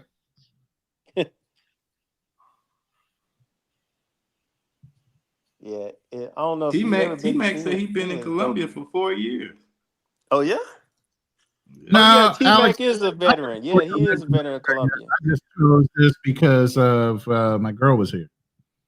You know, plus I don't mind being in Philippines. It's a good jump off point if you want to travel. You know, I think yeah, that's the another VA. good thing too. Like, not necessarily like so. Like, if I met somebody that I really could see a future with, I wouldn't necessarily say come back to the United States. But like how you said, like it's other places still that you could travel to or live with your significant other. So I wouldn't be afraid of exploring that Yeah, Yeah. because you both get a chance to be new somewhere. You know what I'm saying? Like instead of just one of you, which can throw off the balance of the relationship. I think. Yeah. I mean, that's interesting. If you can do that, I would. I don't know. Like I said, I look at that couple, that Our Rich Journey couple, and like things they've done, the accomplishments they made as a couple, going abroad, and how they did it too, like how they flipped houses and built up their money that way, and then moved abroad. And now they still flipping houses and doing their thing abroad. Damn, teammate said he been to 40 countries. Dang. I'm at 25. That's it. I might hit a few more, but Shit, I he ain't, the OG. I ain't trying to break records. You know what I'm saying? But you know what, Star King? If you ever go into Europe, man, you can probably knock out 10 right there just Yeah, on train. catch that train. I'm just not interested in Europe. Like I said, I was born there. Yeah, you lived in Germany, right? Yeah, but like I said, I was born there and I lived there another time. But all the time I was a kid, so it's not like I was running around as an adult. So I don't know the experience, but I'm kind of like on the big game side. Like I remember how cold it was. I remember it snowing past my height every year. Like it's not something that I really want to do necessarily. But I'm not gonna speak against it because I don't have the adult experience. So Man, I tell you, dude, the first time I went over there and I had went to the beach with some people, and this was in Spain. And man, just to be somewhere where people, like, the girls were topless, I was like, wow, that was amazing to me. That was blowing my mind. definitely sounds interesting. Yeah. Like, because a lot of European girls, if they coming from Norway or Sweden or France or Germany, they snow bunnies, but they trying to get some sun. So they're like, I'm trying to get all the sun. Yeah. Yeah. I met a couple of girls from Amsterdam and Ecuador and in Paraguay actually. A lot of Europeans come to South America, Oh yeah, no doubt. but it's definitely different in their country though. I believe. Yeah. So I I wouldn't I no, I go ahead. still thinking about, we touched bases on this a few weeks back, man, but I think I'm gonna make that trip to Puerto Rico in January to check out that Mm. festival, that street festival. Shit, that was a family vacation spot.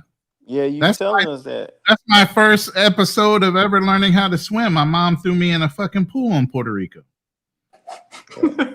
At 2. The fuck? No. I didn't have trauma, but I'm just saying. You remember it? Shout out to Puerto Rico. I got some Yeah, homeboys from Puerto Rico. yeah, I think I want to go down there and check that out. Oh, it's beautiful. White sand beaches in certain areas, man. I Mhm. like the countryside. I'm telling you, everybody's sleeping on Guam, though, man. Yeah, Guam is I pretty. mean, Guam is all right, man. Like I said, I've been there too, and the thing about it is just it's like to give everybody that's listening dimensions of Guam is 8 miles long and 33 miles. Like that's 33 miles long and 8 miles wide. So Yep. it's not very big, and Nope. to run into people who are related is very common there. And I remember because I went out there the military, and the dude was like, man, you know, especially when dating the girls, he would always tell us, this local dude, he was like, just be aware that, you know, if you start going, you know, beyond 5 girls you dated, what's gonna happen is a lot of them gonna know you. They're gonna know your car. They're gonna know everything about you because they're more than likely related. Damn, I don't even know what that word is. What did he say? Alex is Oh, lived there. Chamorro. What is that? That's the native people of the island. They're called Chamorro. Yeah, I actually had a Guamanian or Chamorro in my unit. Them Yeah. motherfuckers can drink though, man. And I didn't realize. No, I'm serious. We used to go out all the time. His last name was Kamat. And we would go out and drink all the time. And that motherfucker could hold his liquor. I'm like, God damn. Then we get to Guam and I see how cheap alcohol is. I said, no wonder these motherfuckers been drinking all their life. Yeah, the dude, one of my best friend, he's from Guam. He's from Chamorro too, Chamorro Filipino. And I remember when we went back there, TDY, you know, he was gone most of the time. He was visiting his family and stuff. But the reason why I love Guam, and you know, I spent a lot of time in Hawaii, but I love Guam more than Hawaii just because everybody is really cool. Like hey, you coming to the cookout, or you know, come on They over. are We're super laid gonna back. eat. Yeah, they super laid back, man. They're like, yeah, come through. You know, we doing a fundraiser or just we eating or whatever, man. Just pop on over. Samoans are like that too. If you ever stationed in Hawaii, I loved it. I mean, you go to Hawaii all the time, right? Yeah. Fuji, isn't that where Yeah. one of your kids are? That's where my Samoan people, daughter's at. yeah. I loved it. Okay. My kids were easily adopted into the environment. You know, one of my wife's cousins lived there, and he was dating a local chick. Once you're in with the locals, man, that island ain't that big. Man, you know a spot I was watching an article, I was watching something on the YouTube, and it was a guy that went there, and I was like, man, I've only met one person there before that was from there. But you ever heard of America Samoa? Yeah. You ever heard of that, Style King? No, I don't think so. So there's Samoa, which is its own island, but there's an American island, no joke. It's a piece of America called America Samoa. Yeah. Is a tropical island in the Pacific. It's got a U.S. currency, speak English, you know, everything. But it's actually known for where the most amount of NFL players have ever come off of that island.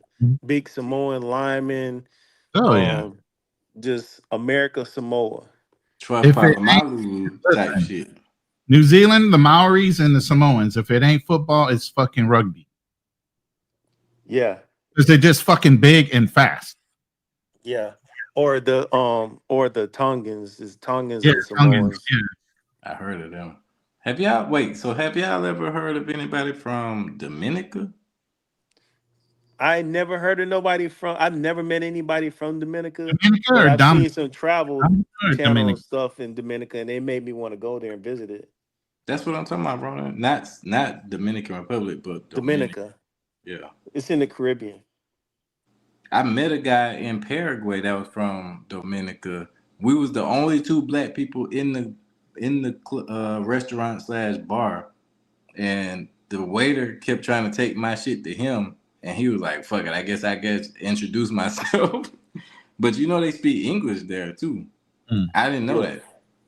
Yeah, And then I met a girl off of Instagram that's like a baddie though. She like a fucking Instagram model. she started talking to me from one of my Cali posts because she's from like Buenaventura, and she lives in Dominica too. But I've just never been there, so I wouldn't mind some information on that. Alex said he met somebody from Dominica in Virginia, but for the longest time he thought he was from Dominican Republic. He thought he just shortened it and said Dominica instead of down. Like all the people I've seen, like I said, I only seen a couple people, but they were black and they speak English. Those people are super friendly. I love them. That's why I said New Zealand, because of the Maoris, Samoans, Tongans, Tahitians.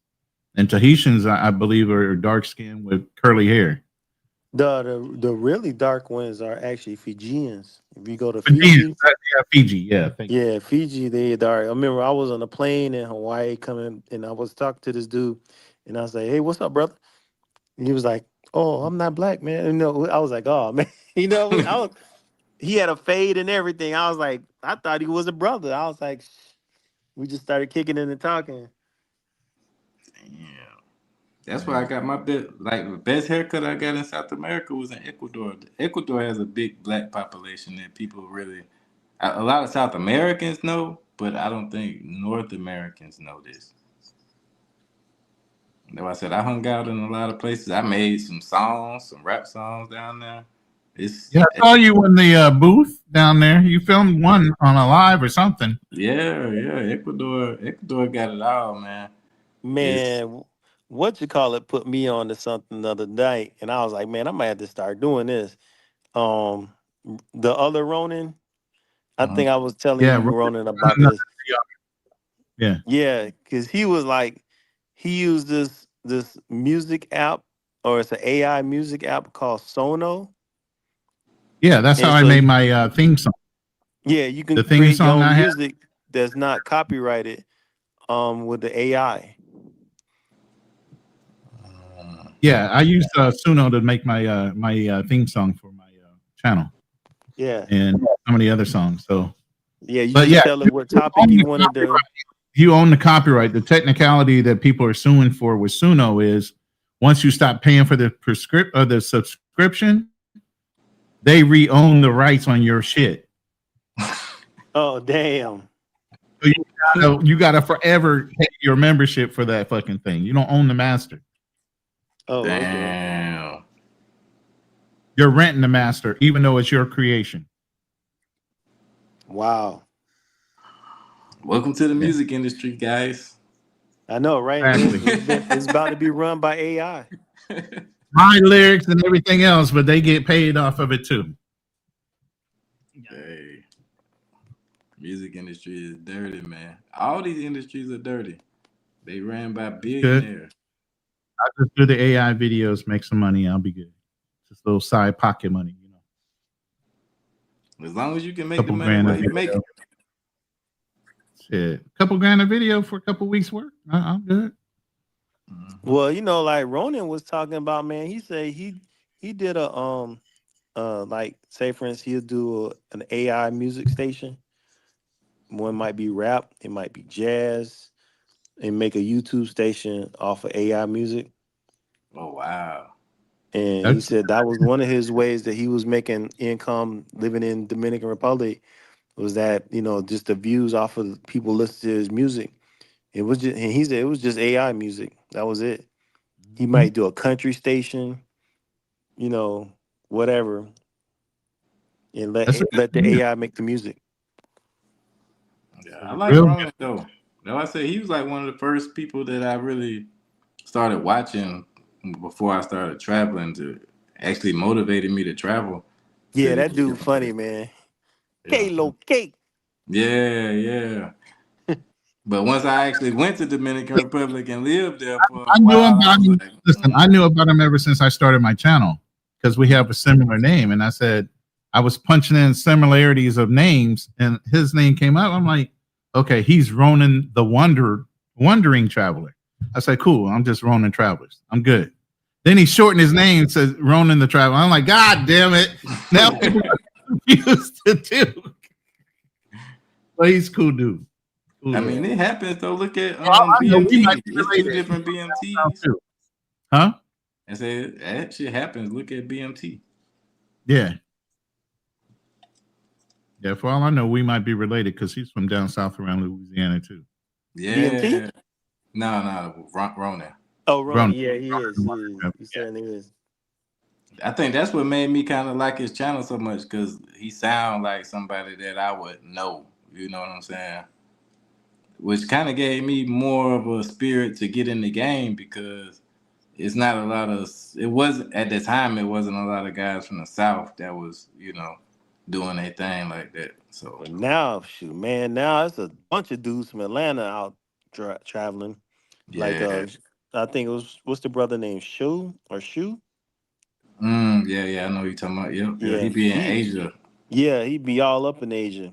Mhm. He's in Bali and stuff right now, living his best life. I was like, man, this kid moving and shaking. Yeah, he's a young one. Yeah, I like that guy. He's cool. He be Yeah. in Philippines, Thailand. He be everywhere. Vietnam. Yep. That's Those were the days when I was young. I can't be doing that shit now. I'm too old. I don't even know if he's young. He just look young. Yeah. But I mean, man, when you ain't got no ties, no kid, no nothing like that, you can do stuff like that. I kind of like, it was his brother today. BMT had put a video out, and he was talking about how he just moved to Thailand, and he was like, he didn't make no sense to me, and I was like, man, you totally don't make sense. He was like, it's just like when you listen to somebody, you're like, what you just said makes no sense. And I said I said in the chat, I was like, listen, this dude just told us he quit his job. Well, he quit his job. He been on the job for 6 years, quit, moved to Thailand with no job. He has a child, a daughter, left her and his family back in Charlotte, North Carolina to move to Thailand. Damn. I was like, and he's like, I'm taking a leap of faith. I said, brother, Oh, you might what? be taking. On what? What's he I leaving said- on to? I said, you taking a leap of faith, but I said, what's gonna happen? I said, I said it in the chat. If you watch BMT video, you'll see my chat, my comment, and I said, brother, you're the prodigal son. I said, you're leaving everybody behind, but what's gonna happen? You're gonna be back in Charlotte, and your faith is really about to be tested. You came all the way to Thailand with no job. You came to a developing country with no job. What are you gonna do? Yeah, you gotta. You gotta have some money coming in.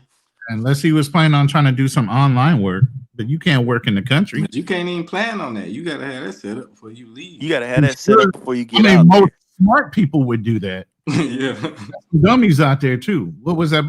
The one chick that went to Japan, came to fucking Thailand with $10 and was falling on the Doing mercy. hair. Everybody else is doing hair off the books. Yeah. And Thailand then crashed out.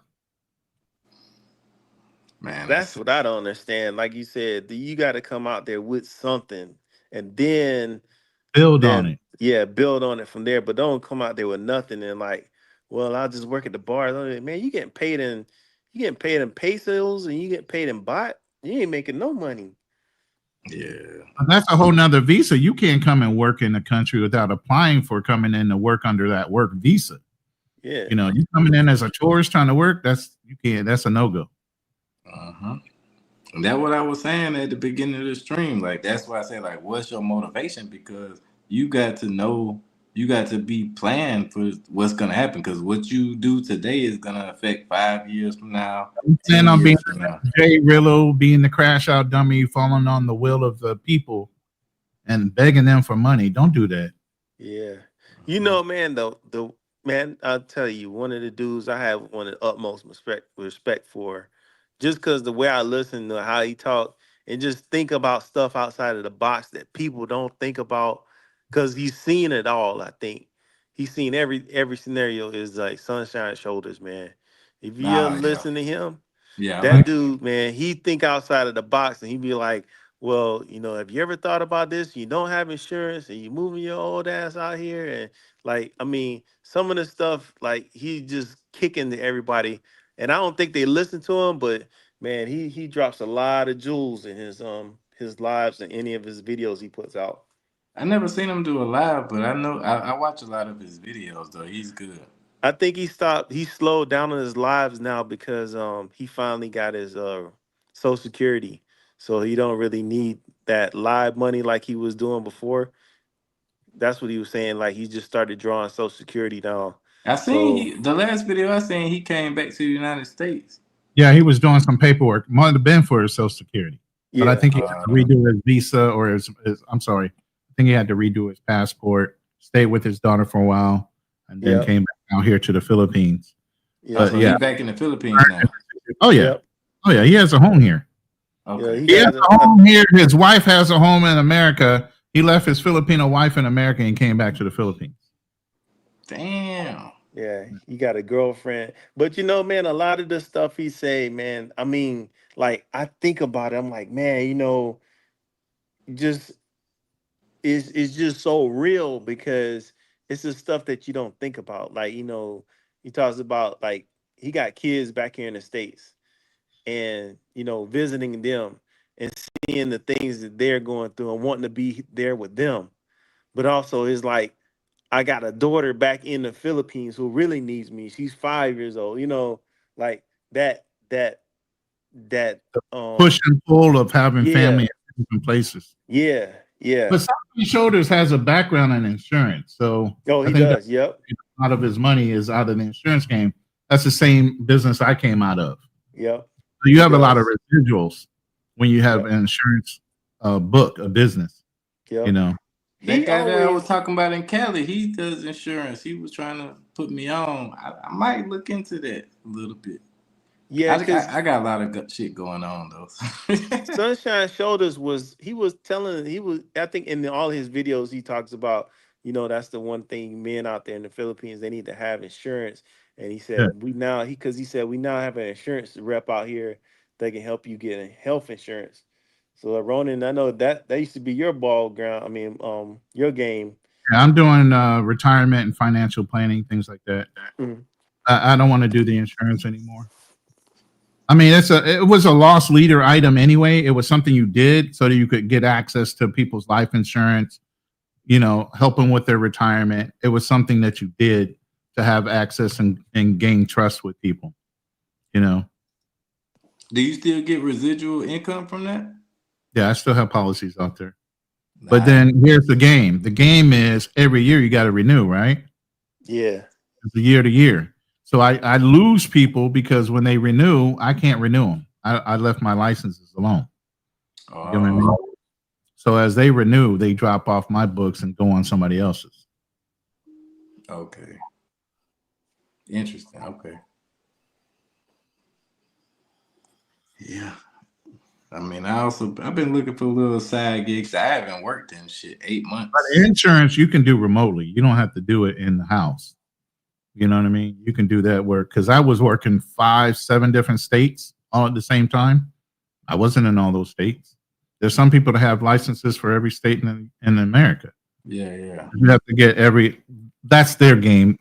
The game is you got to pay the state a licensing fee to sell in that state. So if you want to sell in all 50 states, you're paying a fucking huge amount of fees just to have licenses to sell the same product or policies in those states. You know, so that replicates it. That's why I say you can make so much money in insurance. Once you get that ball rolling, you get your client base.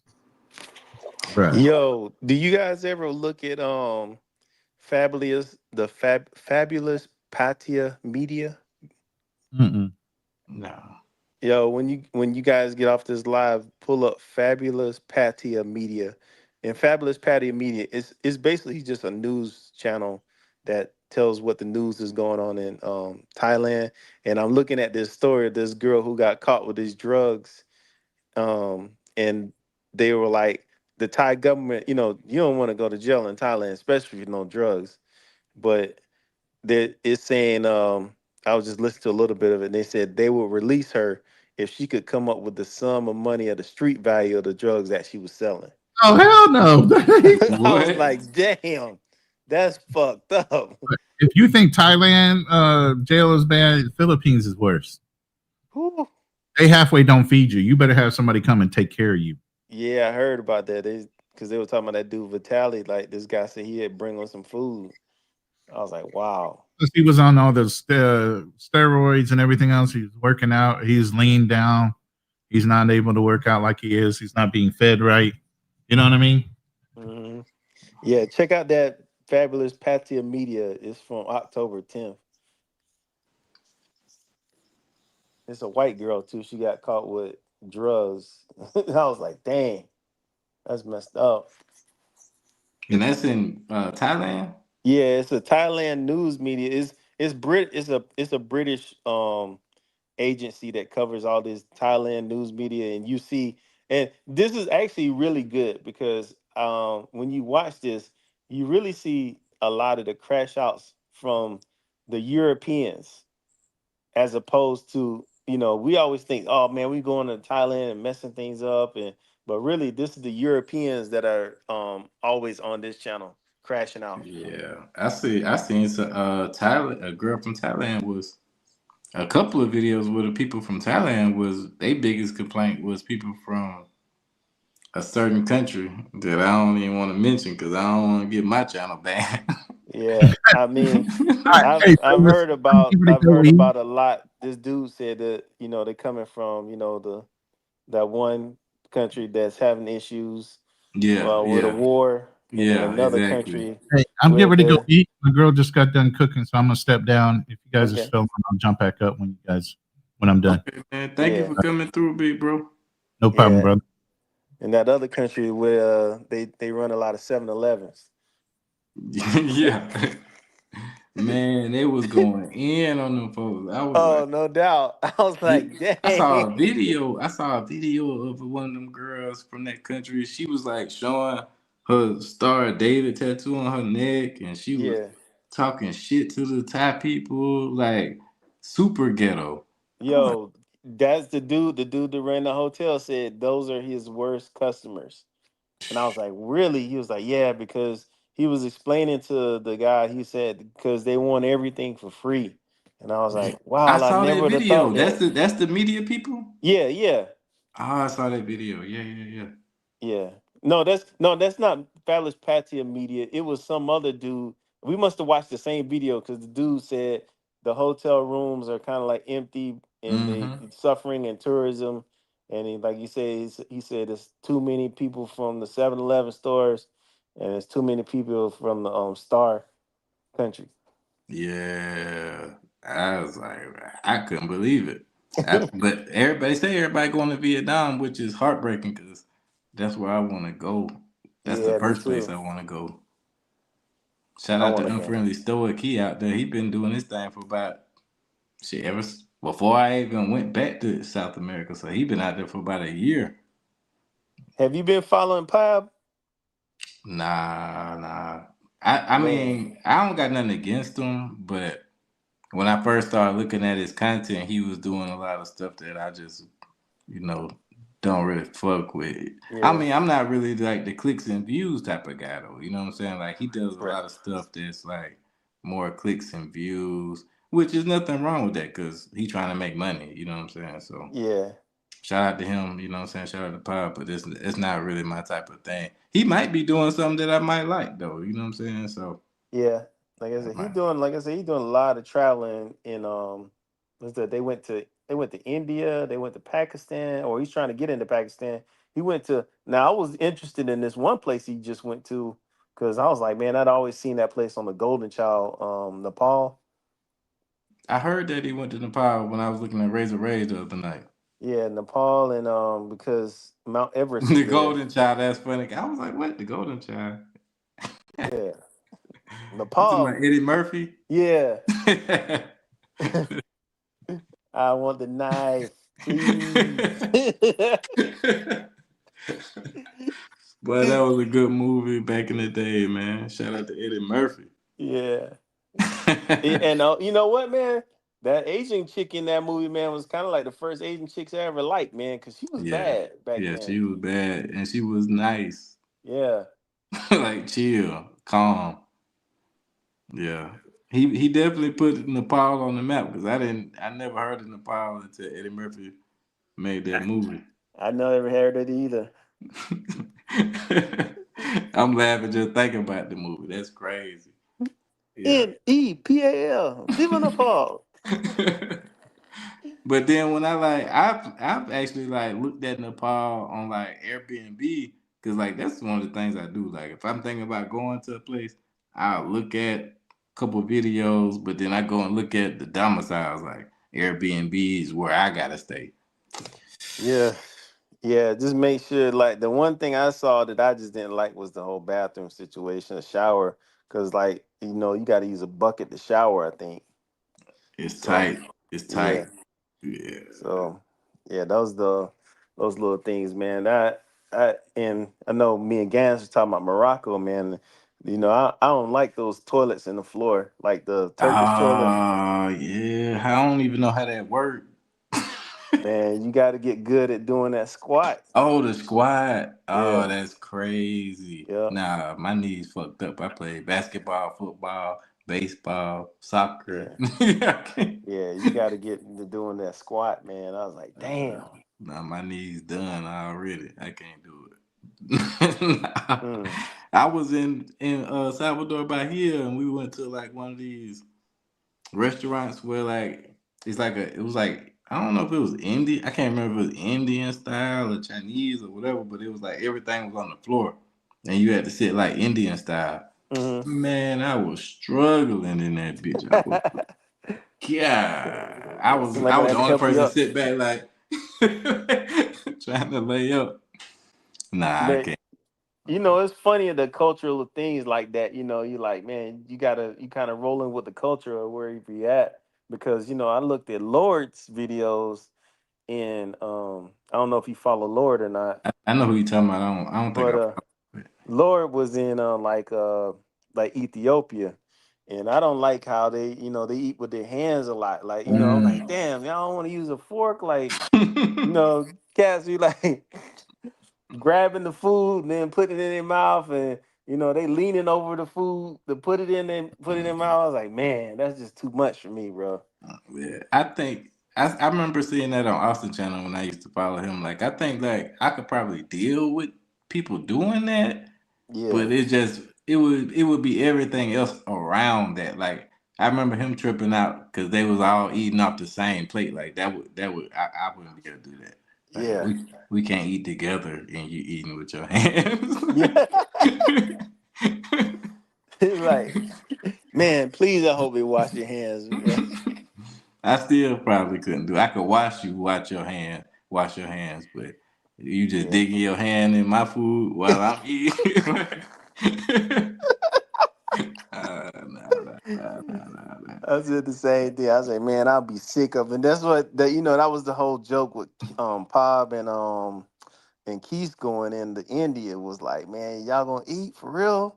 I was Wait, like, Keith went to bro. India too? They both went to India together, man, and there was, bro. If you get a chance to watch the video, that it was funny because like dude tried to get him in one of the taxis or a tuk-tuk or whatever they were in, and he took them way out to somewhere, and they were like, man, because they had a GPS with them, so they could see where they were going. Man, they both were in India, and Keith was like, man, I do not want to be here, man. Like because he'd been there one time before. I think he went to Taj Mahal, and he was just talking about like he got sick, because there, man, people had told me like, even the air could get you sick there. I seen the Goop Scoop videos. Yeah. Like, man, dudes, because people, it's one of the places that people still use the bathroom in the street. Man, You're like, I seen the man, Goop Scoop videos, bro. Ain't nothing past the Goop Scoop. You don't know what I'm talking about? Goop Scoop, Yeah, it's a dude on like Instagram where he make videos from where like the he Indian. eats. What now? He just show how they prepare the food. Like, Oh yeah, I do see that. Yeah, I know you talking about. I know you talking about. Yeah, yeah. But you look nah. at this fucking shit. Yeah, he be like doing the ad libs of what they be doing. Man, they be rats running around. They be throwing. Bruh, Nah. man, we would get deadly sick in some way. Have you ever gotten sick abroad? Actually, no. I got sick. Only time I got sick was in Comuna Tracy, but that was in Mm, Colombia. But it wasn't from food. I don't think. I think it was from like altitude and being dehydrated. yeah, But never the food. No. yeah. And I never got sick. Now I had a bad toothache on a plane one time going abroad. Man, the thing it hurt so bad, and then for some reason it just I don't know, it was the altitude or something. It went away, but I was like, oh my god, shit, the tooth part can be worse than anything. yeah. Shit. But yeah, I thought to be honest with you, when I had that sickness in Comuna Tracy, every time I get sick in Colombia and in Ecuador, I thought that somebody drugged me. I just get away from He's everybody like, man, I just immediately. get back to the room and lock myself in. That happened to me in Ecuador. I had a tour guide in Salinas, which is a beach town. It's chill. Mm, And we was he was showing me around the whole town, everything cool. And then so one day we walking on the beach. Now I had stopped smoking weed for like 2 months already. And we walking like on a boardwalk next to the beach. And then like he was like, let's walk out on the beach or whatever. So I was like, all right, cool. So we walk out on the beach and he fired up a joint. And then I was like, shit, let me hit that bitch 2 times. Man, I hit that shit 2 times, like literally. Like I did not hit it more than that. Man, I thought I was about to pass the fuck out, like literally. Did you feel nauseous? Man, nah, I didn't feel nauseous. I felt like I was about to fucking pass out. Like I was fucked up, Okay. serious. And I was like, So go ahead. in like certain parts of Europe, man, like first time I had ever tried this, and I felt like I was gonna throw up. They put like hashish Uh, into, and man, I hit that, and I was dating this girl from she was from not Sweden, but she was from Switzerland, and she rolled it up, and I was like, God, man, I feel sick. I was like, what is this? But that's the they don't really have like regular weed. A lot of them they smoke hashish. yeah. And then like I was like just like you were saying, I'm looking at the weed that he was smoking, like that shit look like some shit over here that would be regular. And I'm like, I was used to smoking gas, so I'm thinking like, ain't no fucking way that shit affected me. You know what I'm saying? The way it did. But now I got a kind of a hypothesis about South American shit. But I don't smoke no more, so it don't matter. 'Cause Nah, yeah, I that don't shit. either. Yeah. But I got away from him. Like I had a rental car that he was my driver in my rental car, and as soon as I felt like I was about to pass out, he got me some water and all that shit. He was trying to help me, but then I was like, nah, bro, I'm out. Like I called a fucking Uber, and I went back to my Airbnb and passed the fuck out for like 5 hours. Wow. But that's what you got to do. Like if you even suspect something wrong, like why the fuck I'm not hanging around the people that I was around. Like, nah, I'm going and locking myself away. I could have died, shit. I don't know. But I'd Well, rather do that.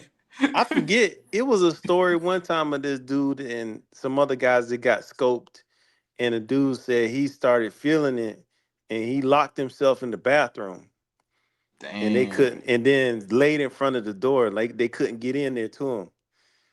And so, like he had he came back like all his stuff that he came in the bathroom with in his pocket, But everybody else got robbed that was in the room. Damn. Yeah, it was like two girls, and then they must have scoped him, but he got to the bathroom and locked himself in the bathroom. Wow. Yeah, see, you gotta get the fuck out of there. That's what I'm saying. And then the next day when I was like straight, I was like, all right, shit, I guess he ain't scoping me. You know what I'm Yeah. saying? And then we went back to business as usual. I just didn't smoke no more. You know what I'm saying? Like, Word. I don't know what the fuck y'all putting on y'all weed, but I'm good. I don't want that shit. It's different shit. Yeah. But hey, bro, I'm about to pull off because I gotta go to sleep, get up, and go to work in the morning. Yeah, man. Shit, appreciate you coming through, man. All right, man. Salute Drew Appreciate you, G. man. Yeah, Yes, man. sir. All right, now take care. All right, man. Next time. Lamborghini Mercy. Yo, chick, she so thirsty. But yeah, man, thank y'all for coming through, man. Salute to Ronan. Salute to Magic, Drew G, everybody that came through to fuck with me, man. I just really wanted to hit that topic. Everybody did a great job tonight, man. If you're not sub up to everybody channel. Thank y'all for coming through. And I'm gonna head out myself. Shit, I'm sleepy as hell, and I'm also tipsy. So y'all stay traveling, get y'all passports, man. Be safe out there in them streets. Watch your back. And like I said earlier, man, try to venture out past the Caribbean, man. It's more to traveling than just going to DR. What they call it, the Big Four. It's more to traveling than going to the Big Four. I really found my calling when I ventured past that. So shout out to Ant for putting me onto Ecuador, and that gave me the thirst to want to go to different places besides just the places that I know about. You know what I'm saying? Because I never thought about Paraguay or Peru or any of these other places. I only knew like about Brazil, Dominican Republic, and Thailand. But there's so many other places that you can visit, guys. So please just venture past that. Unless you're just looking for pay for play. If you're only looking for pay for play, then yeah, hit the Big Four because that's what they looking for you for. But if you go past that, it can be dangerous, but you definitely it's no more dangerous than running around Cincinnati or New York or Chicago, LA, Atlanta, Houston, all these places, Dallas. It's similar. You just gotta watch your own back, man. So keep that shit in mind, man. Y'all sub up to the channel. I'm trying to hit 1,000 subscribers on this channel. I also got the Style King Marco channel. Y'all check out the new music. I just dropped a new song called International Pass. Until next time, man, I fuck with y'all. Thank y'all.